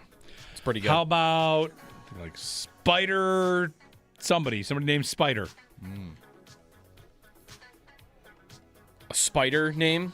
Arachnid Jones. I don't know. He was a run stuffer. How about Big time. Boomer Esiason? All right. We're just not going to do all the... Can't stretch out the booze. It's a lot of booze here. We worked hard on that. How about former Cowboys, Browns, and Broncos player Michael Myers? Yes. That's a great one. Happy Halloween, everybody. The Grinch and the Spaceman, astronaut, and Tony Soprano and Clark Kent here with you. Candelaria, former Major League Baseball player. The Candyman. I remember him. Yeah. Did you ever watch, because they probably still... Warren Moon. Yeah. No, not good. They probably still make these, but Simpsons Treehouse of Horror. You ever watch those? When I was a kid, yes. Yep. Are you afraid of the dark? No. Oh, that holds up. Owen, Joe, Alt Joe, nobody on Are You Afraid of the Dark? Like now? Yeah, you should watch it. I mean, as an adult, listen, Are You Afraid of the Dark was on Nickelodeon when I never remember 12. No, it was not when you were, trust me. But it was Nickelodeon was around when you were 12? Yeah. Oh. Yeah, Nickelodeon's around. Nickelodeon and around? Are You Afraid of the Dark was a show that's like a spooky campfire tale story. Okay. Except for people that are my age, it legitimately scarred them because it was actually scary. Yeah. Yeah. Yes. I remember, I never watched it, but I remember having friends that did, and they had, like, problems. Oh, don't forget about this episode. Like, it would... Yeah. You're sitting down to watch a Nickelodeon show at 8 o'clock on a Friday, and you, like, come out not sleeping. Right. It was intense. Anyway, 803-0550, 1-888-552-550. Last one, Spud Webb. There you go. There's your spider theme. Into it. I have a stat of the day. It's Football Friday. We'll take your phone calls and, get back to Bills Chiefs. My stat of the day is a football stat. It's just I've been waiting to troll Joe all day with the stat, so I'm going to do it here. So the stat of the day is that Liverpool has lost 3 straight games in the Premier League. What? Liverpool has lost 3 straight games in the Premier League. Yep. And Arsenal has given up 0 goals this month. That's it. All right, back to calls. 0 goals in a month. All competitions. The championship hangover is real. Just say that. Let the record show also, for anybody that calls and says, like, how could you possibly want to fire McDermott? Not that we're sitting here saying fire McDermott. He wins the AFC East all the time. In Liverpool, they won the title last year, and Joe would fire that guy tomorrow. I would fire him right now. They won in May. In the Premier League, you win the title, you lose your job in 6 months. I'm not alone, by the way. Liverpool fans are, like, after him. It's just funny. It's time. Get rid of him. Culturally over there, it's just like, whatever, who cares? Right. See you later, man. You're not it.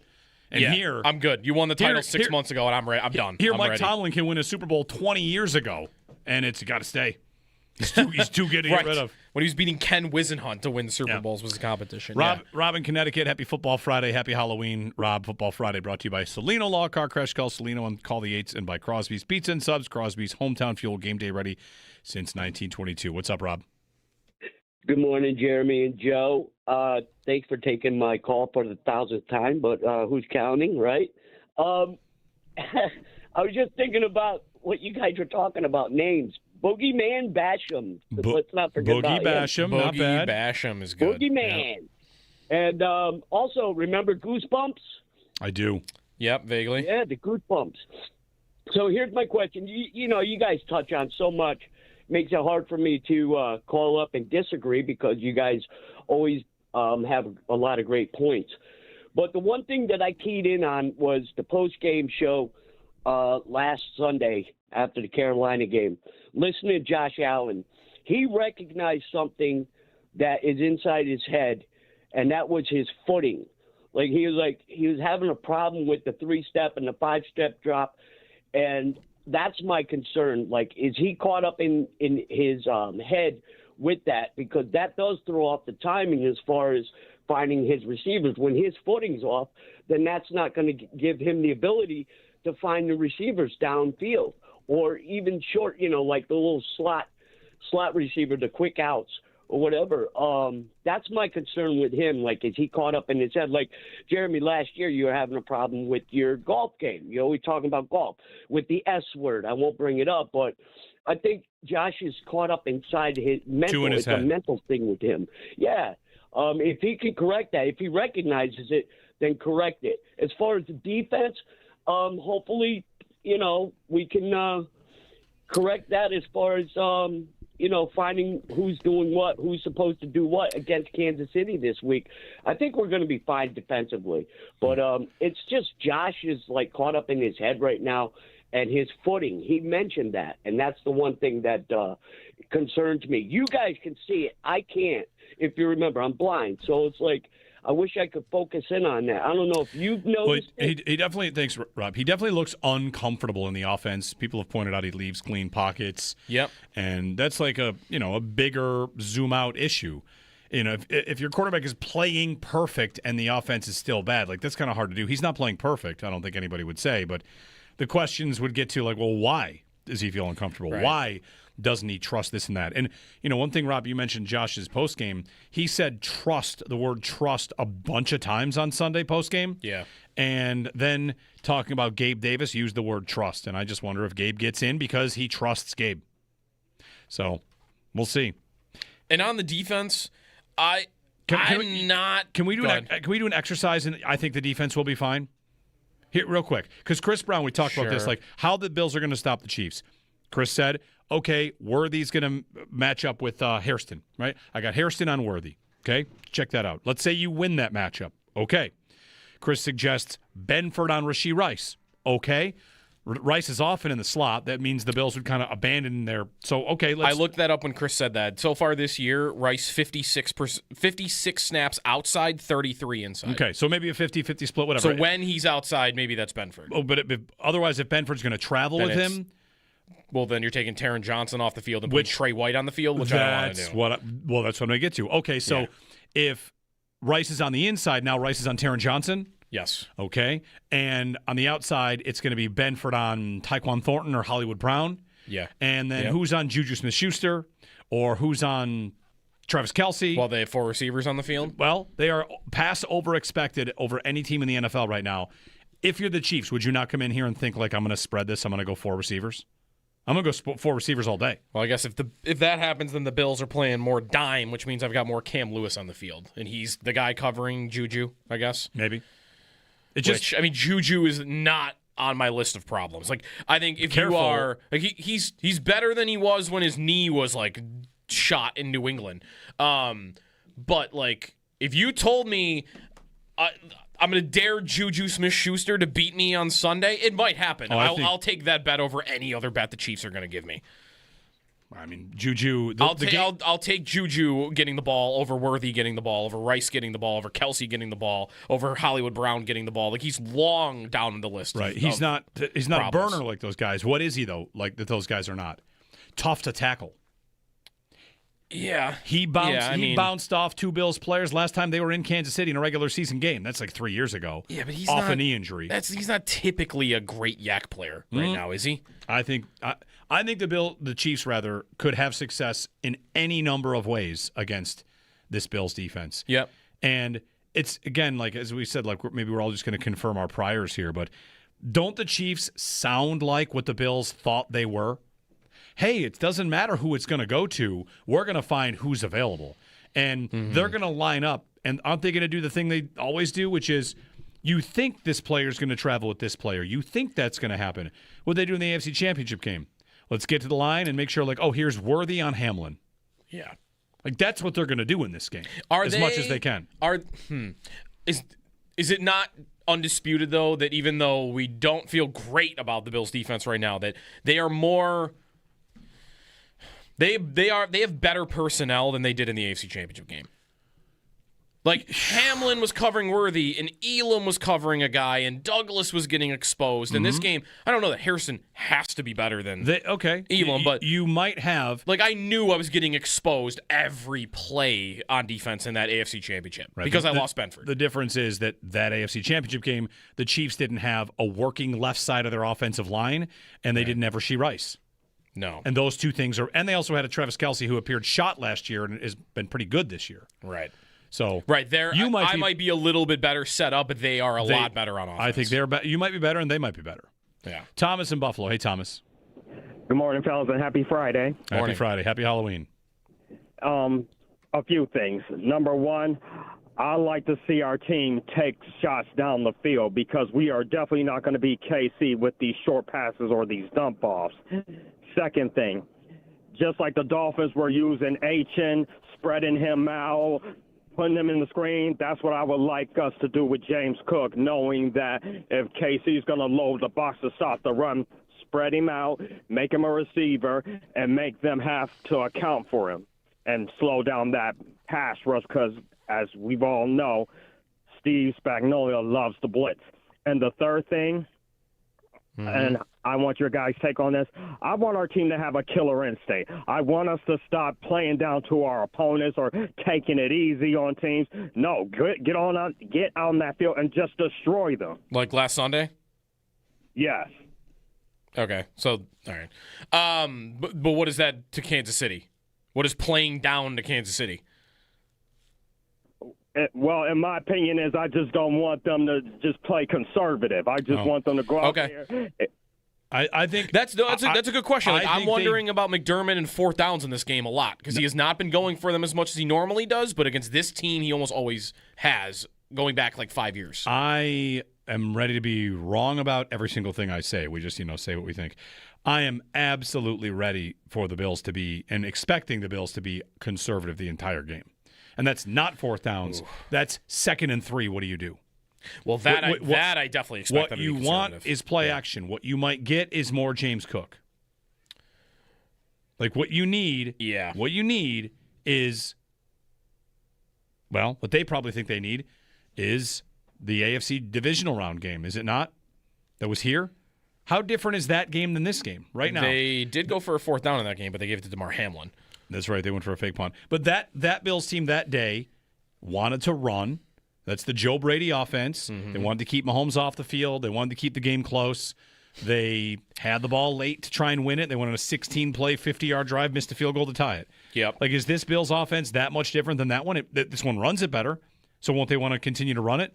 And that Bills offense, we pointed out earlier today, Allen threw 39 times for 186 yards. Like that, that's tough. It's almost like, you know how these games go and how this league goes. Everyone thinks the Bills can't hit deep, can't throw over the top, can't do anything. So will the Chiefs and Spags lean so much into that the only thing the Bills can do is actually try to do it? They're begging us to throw it over the top. Throw it to Keon. Gotta try it. Because it might actually be the best play, even if it is a low percentage play. When you come out of this game where Keon draws a 50-yard pass interference penalty, or you get Kincaid down the seam because they're begging you to win on the outside, and you just take a chance. Throw it to Shavers. Can he draw a penalty? Can Gabe Davis off the street make something happen? Maybe the Kincaid idea is better, and there are others. I think they've won.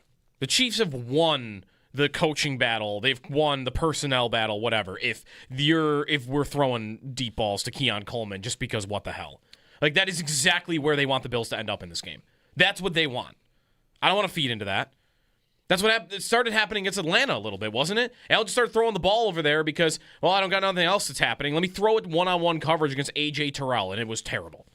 So, like, that would be the one idea. I can't see myself getting to a place where I think that's the pivot. There's got to be something else other than that. Like another player even. I'd rather see him do that to Gabe Davis than Coleman at this point. So one stat for this game, I'm looking up the Bills and the Chiefs here. And this is where the contrasting styles come in. Pass and run rate over expected, okay? Yep. So what you have here is a Bills team that runs the ball more often than they throw it in neutral situations. But 1st and 10, the Bills are more likely to run than the league. 2nd and 1 or 2, the Bills are more likely to run than the rest of the league. 2nd and 3rd or 7, they are slightly upticked on pass. 2nd and 8, they are a pass team, the Bills. 3rd and 1 or 2, the Bills are more likely to run. 3rd and 3, the Bills are more likely to pass, 3 or more. After a pass, the Bills are more likely to run. After a run, these are for first downs, the Bills are more likely to run. Basically, your run rate over expected is, for the Bills, out of 1, 2, 3, 4, 5, 6, 7, 8, 9. After 9 scenarios where they chart, are you more likely to run or pass, as based on the league, the Bills are more likely to run in 6 out of the 9 than the rest of the league is, down in distance and situations. Mm-hmm. The Chiefs, contrasting styles, said there are 9 situations. The Chiefs are more likely to pass than the rest of the league in 8 of the 9. More likely to pass on 1st and 10, 2nd and 1 or 2, 2nd and mid, 2nd and long, 3rd and short. The only spot they are more likely to run is 3rd and 3 or more. They do a little bit more running than teams there. So you have a team that runs in almost all scenarios against a team that passes in almost all scenarios. And that is where you could say you don't want the Bills to be conservative. Like, I fully expect it. That's who they are. That's probably the formula I think will win. They will want to try to win this game 27-24. Yep. Is this game won and lost in the red zone? That's possible too. One team goes 2 for 4 in the red zone. One team goes 4 for 4 in the red zone. Guess who wins? Last week, the Chiefs went 4 for 4 in the red zone. Maybe the Bills have some, good red zone packages queued up and can make their stops. 803-0550 and 1-888-550-2550. Johnny in Buffalo. Hey, Johnny, good morning. Hey, guys, good morning. Happy Halloween. Jeremy gave me the chills a little bit mentioning Are You Afraid of the Dark? That show still haunts me to this day. Yeah. A couple things. I think I share your opinion on. I just want to see Josh be Josh. Sometimes I feel like, I don't know if he's in his own head. I don't know what it is, but I just want to see Josh Allen do Josh Allen things. And whether that's running a guy over, leaping over somebody, or just going full sicko mode where he just does everything, I just want to see it. And that's the MVP guy we love. That's what we want to see. And I don't know if it's him. I don't know if it's like this, like run first mentality that you just mentioned. It's just we play like we have, Mac Jones back there, where we're trying to get the ball out of his hands quickly and just control the game and control the clock. And it's like, what else beats teams is putting up more points than they do. Let's score and put some pressure on the other team. And I'm not saying we didn't do that last week. I mean, we won. It's hard to complain when you win by 31 points, but I don't know. And the thing that scares me a little bit is, let's say we win this game. Everybody wants to win here. Are we going to say, we're content at receiver? We're good. We don't need to make a trade at the deadline. We just beat the Chiefs, who look like the best team in the NFL. I want to see us be aggressive, man. Like, everybody talks about the window closing and, more media than anybody here in Buffalo, but it's more national media. And why, we've talked about receiver a lot, and I know you mentioned the 7 guys for receiver. To me, it's Olave or bust. And I don't know if he's available. I don't know what it would take. But and I called earlier this week, about kind of comparing Olave to Diggs, but I think those comparisons are real. Diggs was a good receiver in Minnesota. He was borderline great. He had a great season in 2018. But look at Olave's stats this year with Spencer Rattler as his quarterback. He's had Derek Carr, who retired, and now he had Spencer Rattler and Tyler Shuck. So, bring a guy in here, because guess what Josh Allen does to good receivers? Look what he did to Beasley. Look what he did to Diggs. He made those guys have their best seasons. Diggs became elite here. So then you pair a lot, we have guys who we can cut next year, whether it's Curtis Samuel, who, we'd save $6 million on the cap if we cut him. Yeah, you'd have some dead cap. Dawson Knox, who might be a cap casualty next year too, because he's $17 million towards the cap. So I bet that's more likely a restructure, but we'll see. Yeah. Johnny, the point about Olave or bust, they'll just, he's definitely the best receiver that has been suggested might get moved. Mm-hmm. He's also likely to get extended. I mean, I'll say this though, the Albert Breer report from earlier about he had a little thing on every team. Is it not all the way you just can't have him? He keeps coming up, and even what Breer said today, and this is kind of what others have said, is, the Saints would rather pay him. They would rather extend him than trade him. Yep. That's always been the language. What's the language on the Dolphins and Jalen Waddle? It's, no, you can't have him. Right, no. Don't bother calling. The language on the Bills... So it's a little different. That is maybe a little bit of wiggle room for maybe... I don't think it's going to happen, but I think it's possible that Olave gets traded, whereas a guy like Waddle, it just sounds like there's no chance. Waddle is under contract, so it's probably tougher to trade him. That's true. Well, that's the difference, right? Waddle... The Dolphins don't have to trade Waddle because he's under contract. The Saints might not want to trade him, but if he's not willing to play ball on a contract, then that's how you get to, maybe they have to. Olave, he's had some concussion issues. He only played 8 games last year. He started playing 8 games this year. He's got 52 catches on 83 targets. The difference between second in the league in targets. Yeah, the difference between him and Diggs is that Diggs was top 2 most efficient receivers in the league, and Minnesota did not throw the ball enough. It was a very easy, identifiable, if we just got that guy and threw him the ball 50 more times a game than he's getting, it would reap massive benefits. And the Bills did that. In Olave, you wouldn't be hoping for an uptick in usage. You'd be hoping for an uptick in efficiency and just flat-out skill from your quarterback. I mean, Olave 2 years ago got 138 targets and 1,100 yards. In fact, if he doesn't get concussed last year and miss half the season, or if that is what kept him out all 8 games, he might be on track to get 4 straight 1,000-yard seasons. So, he would be a real test for this coordinator of, you've got a great receiver now. Do you know how to get the most out of him? Do you know how to get more out of him than an offense that was led by Spencer Rattler and before that Derek Carr was getting out of him? Because Like I went through this a little bit earlier. A lot of receivers are not getting their best out of the Joe Brady offense. Stephon Diggs went from still a very good receiver at the beginning of his last year with the Bills to literally the least efficient receiver in football. You can look it up. When Joe Brady took over, he was last in the NFL in yards per target.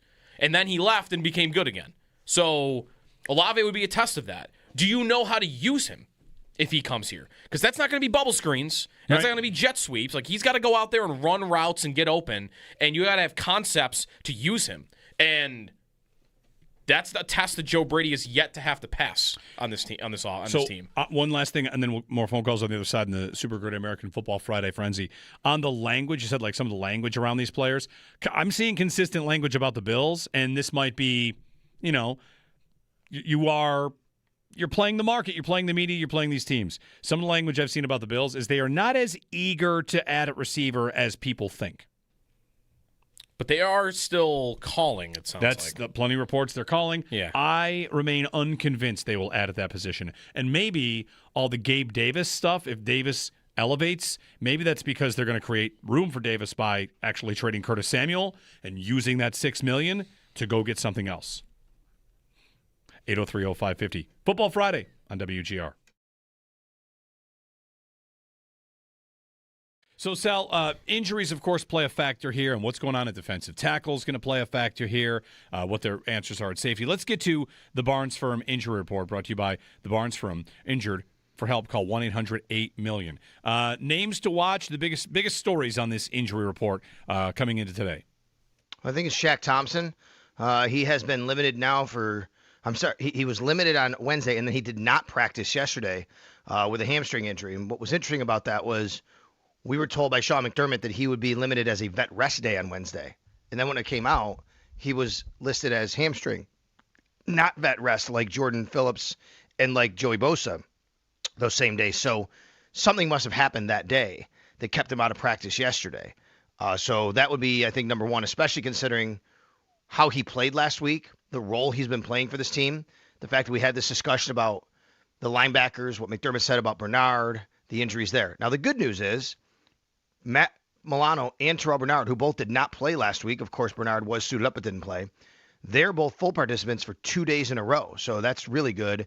So I think that trends towards them obviously playing in the game on Sunday. We'll see where that goes. But it would be a blow to not have Shaq Thompson and his versatility and ability to help out at linebacker, no matter how you want to kind of slice how they look there. The other one is, there's two really. Number one is Matt Prater. He has a right calf injury that's been limiting him for 2 straight days. So what do they do at kicker there? Is Matt Prater good enough to kick in a really, really big game at Highmark Stadium? Or is there an issue where they're going to have to visit either bringing someone in from the outside or even activating Tyler Bass? They could do that at any time. He doesn't have to practice. They could literally just say, IR designated to return and activated onto the 53 by 4 p.m. on Saturday. Then they would have to make a roster move. But let's see what Sean McDermott says about Matt Prater there.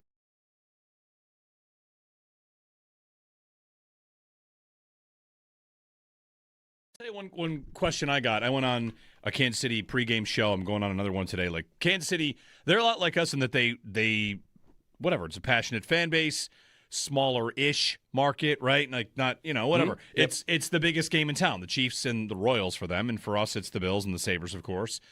And one of the pregame shows asked me, is there in Buffalo some sort of like mutual respect for Chiefs fans and, we all kind of like each other and on and on and on. They were trying to push this idea that we like them.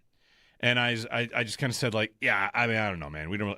I wanted to say I'm on their station so I couldn't be rude, but I want to say like, I don't really think about Chiefs fans much at all. And I certainly don't think about my relationship with them and how I feel about them. My answer was, we find your team incredibly annoying. That's pretty much it. Yeah. Like, I find your team boring and annoying because they're boring, that they're always good. And yeah, what do you want? You want me to say that we're happy to be second fiddle to you? Because we're not. Because that's not the case. That's not the case at all. No. At times, I guess it's annoying to hear, or like I've known people that have gone to Arrowhead and gone to Kansas City, and they're like, they're pretty nice. Like, it's actually kind of a pleasant experience. It's not. I don't see the run-ins with Chief fans on Twitter or, again, like people that have experienced in the stadium like you do with Bills and Dolphins fans, for instance, or definitely Bills and Patriots fans, right? Like the other teams in the division. Bills and Ravens fans last year. That was more social media, I think. But I never really got that from Kansas City. But I guess I don't really care about it. It doesn't make me like their team anymore, right? It doesn't make me not hate them any less than I would the Ravens or the Patriots or the Dolphins. Like, it's just different, I guess. It just would only matter, I think, if I actually went to the game in Arrowhead. Right. That's the only time it would actually matter. If we're saying a fan base that Bills fans dislike the most, for a long time it would have been Patriots fans. Right, like because they won all the time. Sure, the Dolphins rivalry is there, but I might still answer Patriots fans. Yeah. Or maybe I would answer Dolphins fans, right? I probably wouldn't answer Chief fans. Would you? Like, the most annoying fan base? I wouldn't know. I wouldn't answer Chief fans. Right. They're not in my backyard. They don't invade my building. Yeah. All they do is win all the time. You might say that they have the most annoying fan, if those of you out there allow Nick Wright to live in your brain. He is a professional wrestler. He wants to be the most annoying fan. And he's pretty good at it.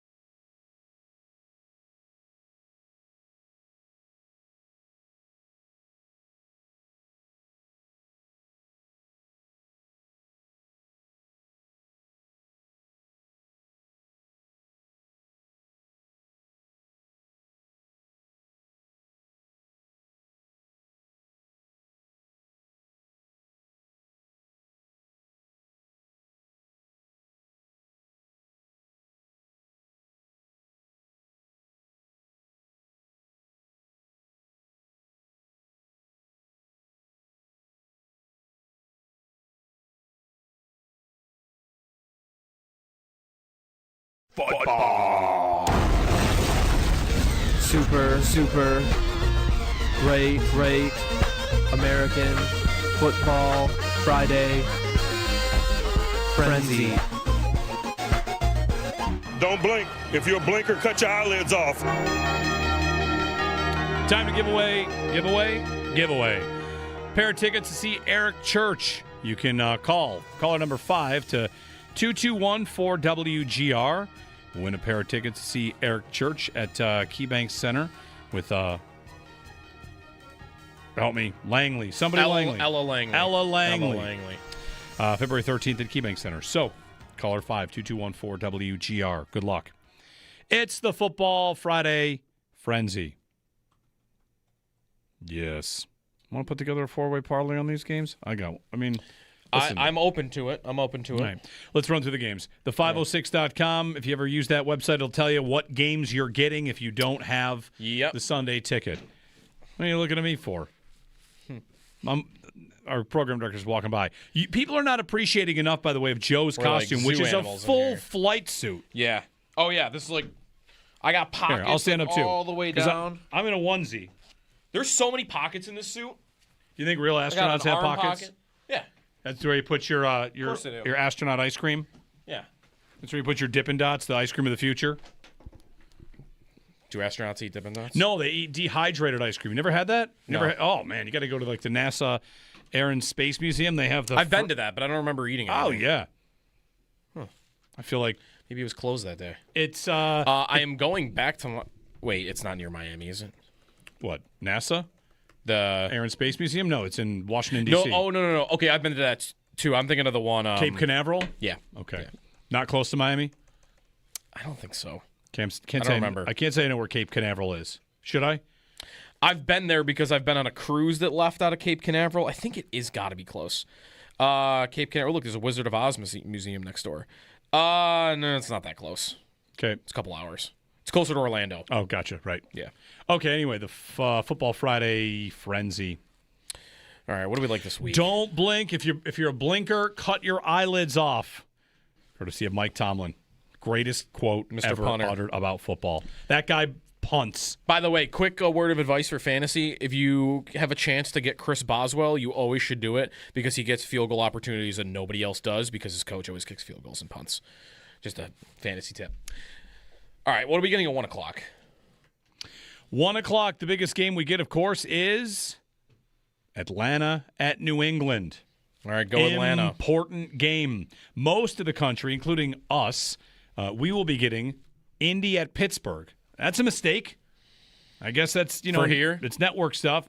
No, they're all CBS games. The CBS early game, we get Indy at Pittsburgh. Yeah. I'm going to make some calls. Hey, Josh Reed. I think that's... I'm going to say this because I think Josh might be listening. Josh, make a call, man. We don't have Falcons Patriots. Come on. What is this? Rochester's getting Falcons Patriots. We're not?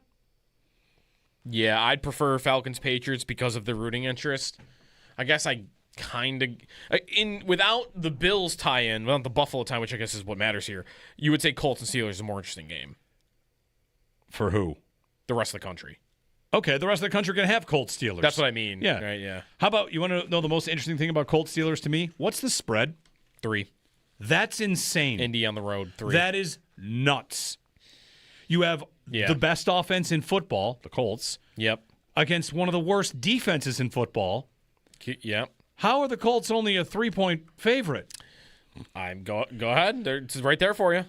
I'm taking it. Go for it. I'm taking it. Weather's nice that day, too. I was checking, maybe there's a monsoon. That's what I wondered, too. Is there some sort of hurricane? 56 and sunny. Is Bane going to blow up the field underneath the players? What's the explanation? Give me the Colts, -3. Yes. Yep. A guy that punts all the time to keep a game close against the best offense in football? All right. That's Indy and Pittsburgh. San Francisco at the Giants? Probably Brock. They're being Shanahan is being so weird about Brock Purdy. He's like, well, he might come back this week. Oh, he's limited. No, maybe not. Like, he's just all over the place on injury stuff. Shanahan said something very controversial this week. Super controversial. What did he say? He was asked if they scouted and liked Cam Scatabo, and he said yes. How about that? He told the truth. He said they thought about taking him and they loved him. Why are we assuming he's telling the truth, though? Why would he lie? Because he had to pick 3 picks before Scatabo. He could have taken him right there. The question was he discussed? And the answer is yes. But he's not going to say no. Yes, of course he would. Every NFL coach and GM lies about only liking the players they pick. But it's so easy to say, we talked about the player that's been awesome so far this year. Yeah, his name came up. Who's the player they picked instead? He's corner. He's simply saying, yes, there were players we discussed that we didn't pick. I don't know. Which some GMs pretend doesn't happen. I think this is a watered-down version of every team in the league saying, oh, we really wanted Russell Wilson. Oh, come on. Russell Wilson in the 3rd round. This is a 3rd-round running back. Every team said they wanted Russell Wilson after Russell Wilson became good. That's why it's a minor version of that.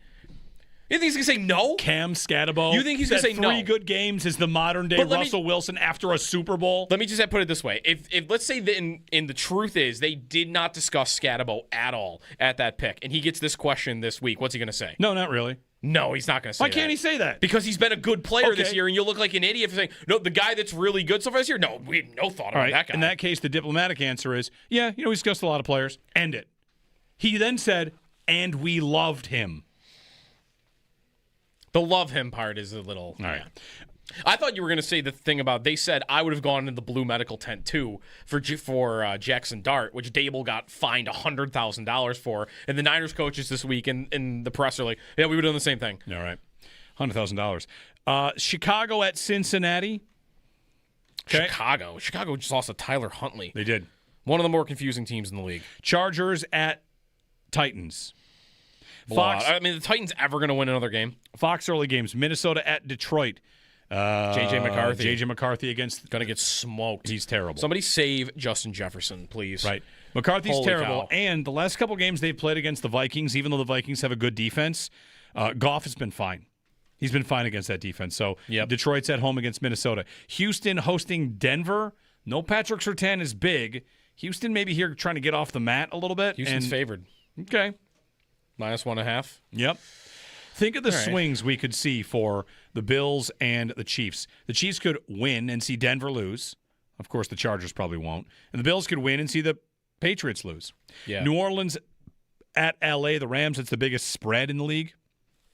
Yep. 14.5 this week with Tyler Shuck starting in L.A. At least they gave him a quiet environment. And Jacksonville at Vegas. That's only 3-2. That's the worst game of the week. I know you don't trust Jacksonville much, but they should be able to beat Vegas. 3. The spread is 3. Their offense is they should be fine. Vegas is terrible. Vegas is a bad football team. They're making the same mistakes that Pete Carroll made at the end in Seattle, which is just like, hey, let's run the ball and put our assets in running back, and let's not invest in an offensive line. So he's going to hit in the backfield every play. And they traded for Geno Smith. They really just replicated the Seattle problems they had. The night games, Sunday night football, Seahawks at Commanders. Jaden Daniels expected to get back in there. Don't look now. Jackson Smith and Jigba is only on pace to break the receiving record. Yeah, he is. Are we sure Jaden Daniels is playing that game? I think he's supposed to play. Because the current spread would... No, yeah, if he's going to practice in full, why are the Seahawks favored? Because the Seahawks are good. But with Daniels at quarterback still at home? Yep. They should be favored. By 3? Yes. There could be some of that could be baked in. Let's make sure Daniels is playing. True. And then what's Monday night? Cardinals at Cowboys. Oh. Okay, wait, Cowboys. Sorry, I heard Cardinals on one of the most unwatchable teams in the league, but they're playing the most watchable team in the league. All right, good. I'll take Dallas. Dallas right now is fun to watch, so I'm in. All right. Meanwhile, I'm seeing on my Instagram feed on social media some of our takes from the morning are going out, and here's Joe making a take about Joe Brady's offense in a NASA, not Nassau. No, NASA. In a NASA suit. Flight suit. Yes. Well, I mean, space. I'm all about separation. Right. And, That makes a lot of sense. Yeah. The separation spaceman. That's what I am today. National Air... Let's make it about football. The Net Air Separation Act. You're trying to do. You're trying to do with. Okay. Yeah, I see. We don't have to do this. National Air Space Air Yards. No, it's terrible. Air Yards terrible. Yeah. Air Separation. National Athlete Separation Agency. There you go. There you go. Air separate. Whatever. Who cares? We get a call in here. Matt, save us from this. Hey, Matt. Matt in Lewiston. Hey, happy Halloween. So I have more of a game day observation for you.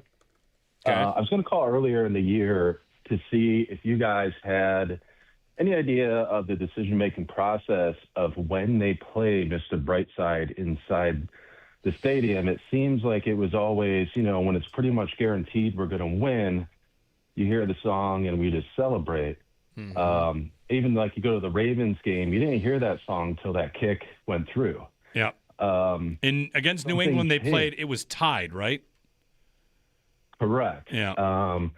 Which means I don't know what that means, but I'm not sure I want to hear it ever again now. Well, funny story. Like my wife's going to this game, and she said, "I've never seen Mr. Brightside. Sometimes we leave games, sometimes we're not at games." She said, I've never been through, full there all the way to Mr. Brightside. And sometimes that's because they're losing, whatever. And I said, okay, I hope you get it.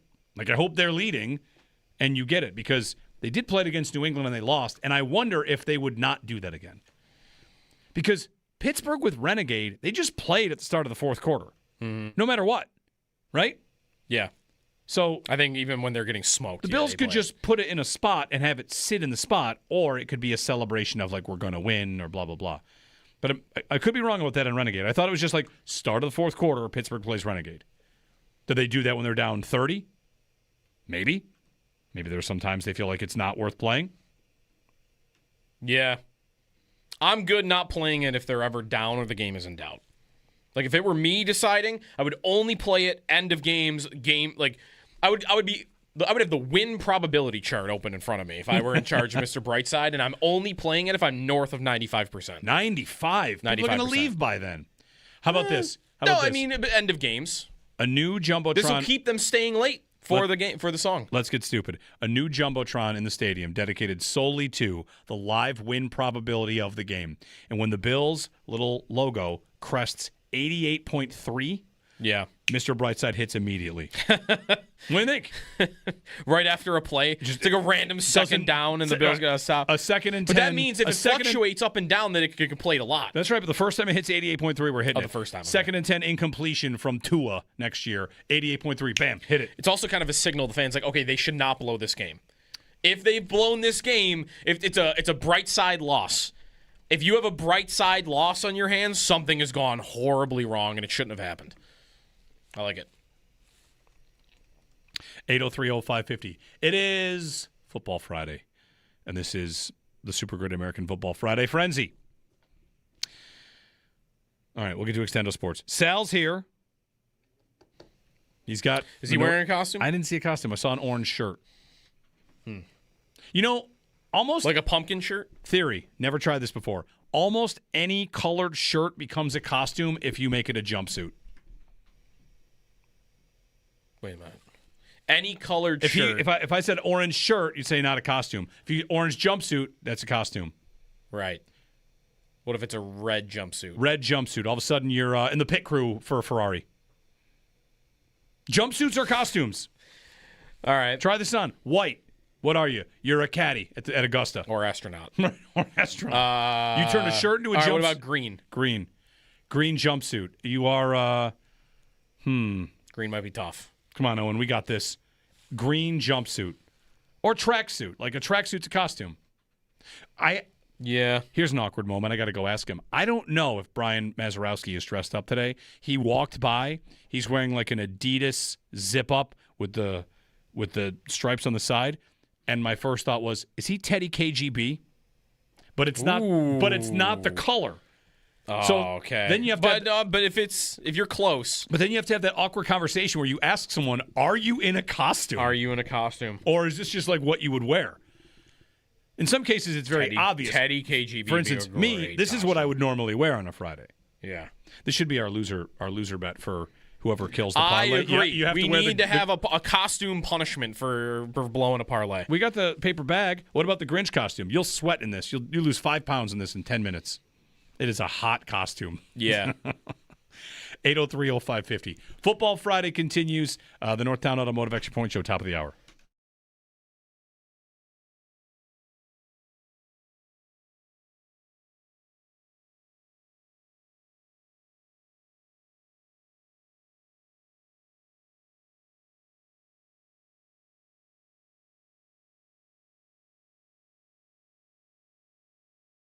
So, Sal, injuries, of course, play a factor here, and what's going on at defensive tackle is going to play a factor here, what their answers are at safety. Let's get to the Barnes Firm Injury Report, brought to you by the Barnes Firm. Injured, for help, call 1-800-8-MILLION. Names to watch, the biggest stories on this injury report coming into today. I think it's Shaq Thompson. He has been limited now for – I'm sorry, he was limited on Wednesday, and then he did not practice yesterday with a hamstring injury. And what was interesting about that was – we were told by Sean McDermott that he would be limited as a vet rest day on Wednesday.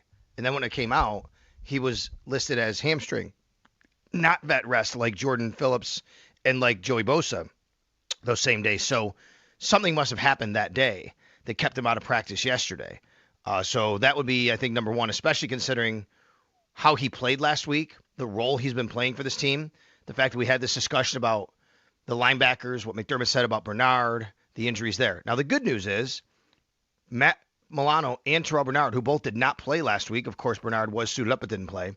They're both full participants for 2 days in a row. So that's really good. So I think that trends towards them obviously playing in the game on Sunday. We'll see where that goes.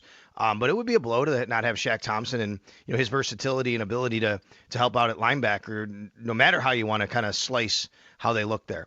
The other one is, there's two really. Number one is Matt Prater. He has a right calf injury that's been limiting him for 2 straight days. So what do they do at kicker there? Is Matt Prater good enough to kick in a really, really big game at Highmark Stadium? Or is there an issue where they're going to have to visit either bringing someone in from the outside or even activating Tyler Bass? They could do that at any time. He doesn't have to practice. They could literally just say IR designated to return and activate it onto the 53 by 4 p.m. on Saturday. Then they would have to make a roster move. But let's see what Sean McDermott says about Matt Prater there.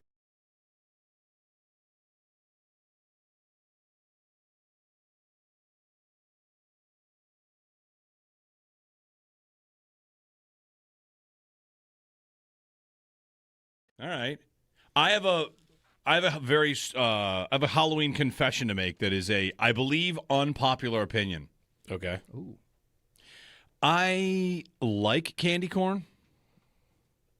Oh, I love. You think that's the I think unpopular people opinion? always trash candy corn. Yeah. I don't want to eat 3 cups of it.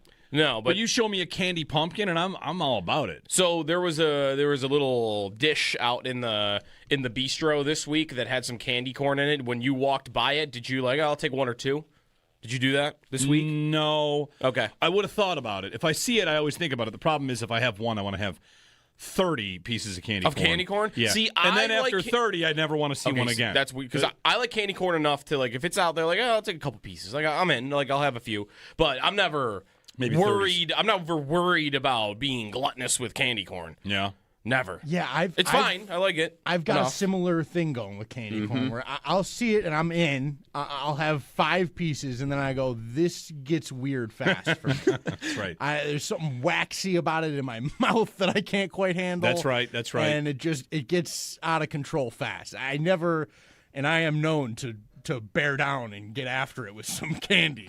Sure. And that is not not a problem area for me either. I don't know. Yeah, I do understand why it's a hot take that it's good. A lot of people just trash on it. Yeah. I do enjoy it. I think candy corn gets talked about like Peeps, which are actually bad. You like Peeps over there? Do you like them? I love Peeps. Wow. All Peeps right. though are not even really candy. It's right? a marshmallow. Right. It's a marshmallow covered in sugar crystals. It's I guess it's how does it come? It's not in a candy package. It's in a Peeps pack. Let me put it this way: you would never find it in your Halloween bag. Peeps? No, I don't think so. I think it's too seasonal. There are Although would you pumpkin find Peeps. There are pumpkin Peeps. They There are have pumpkin little Peeps? singular Wow, ones. I don't want to see those. Pumpkin Peeps have hit the Are there pumpkin-based Cadbury eggs? Because those are also Easter candies. Have they made it into October? I'll bet that's I'd be willing. Sure. Yeah, I bet absolutely. everybody's making something pumpkin shaped now. Yeah. For candy.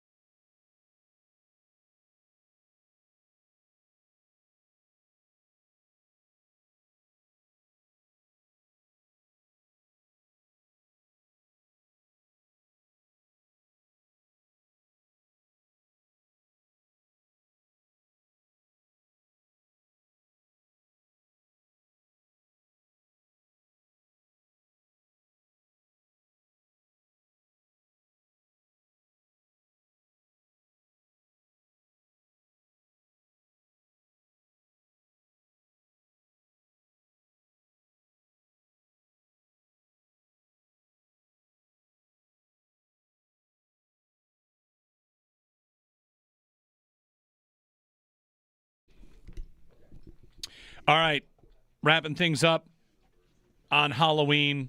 Be safe out there. Be smart out there. And get those Nerds gummy clusters. What else is great? And Twix. Underrated candies. Ready? Go. Underrated candies? Underrated. Spree. Butterfingers. Butterfinger's underrated. It's got to be said. Love it. Butterfinger underrated. Even though it's not like people don't know about it, people just forget how good it is. It's fine. And you eat one, you're like, whoa, Butterfinger. I don't go, whoa. I'm like, oh, good. It's a Butterfinger. I mean, you don't even like Reese's Cups. Not at room temperature. They're better than Tootsie Rolls. Joe, I have this Reese's Cup for you. It's 52 degrees. Oh, that's not room temperature. That's close. That's closer. What is room temp? 67? 66? Depends on the room, doesn't it? True. This room, it's 86. I want to know the no-go temperature range for you on a Reese Cup. You're talking anything over 65. Okay, so if it's a 63-degree Reese's Cup. No, you're right. That's not enough either. Come on. What do we got? All right. 50. It's got to be below 50. I just pictured Joe, by the way. Below 50. Where you go to his house. Yeah. He's got the Reese's Cups out on a platter, and there's like a meat thermometer. I got a meat thermometer, yeah. It's a meat thermometer. Absolutely. 48. Perfect. Yes. 100%. The Goldilocks zone is between 37 degrees and 48 degrees. That's right. Definitely. That's where the By the Reese's way, Cups. this is also true of M&Ms. M&Ms are 10 times better in the fridge or in the freezer. Fridge more so for M&Ms. Don't want those room temp either. They're better, What though. did I have recently? Something. $100,000, by the way, is underrated. I agree. That was going to be my $100,000 pick. needs to be like that is the first thing I'm eating out of a bag. One of the $100,000. first. One of the first. I have to ask my wife a question right now. I hope she's listening. What was the candy that melted in the car that I ate and I said is even better when it's melted in the car?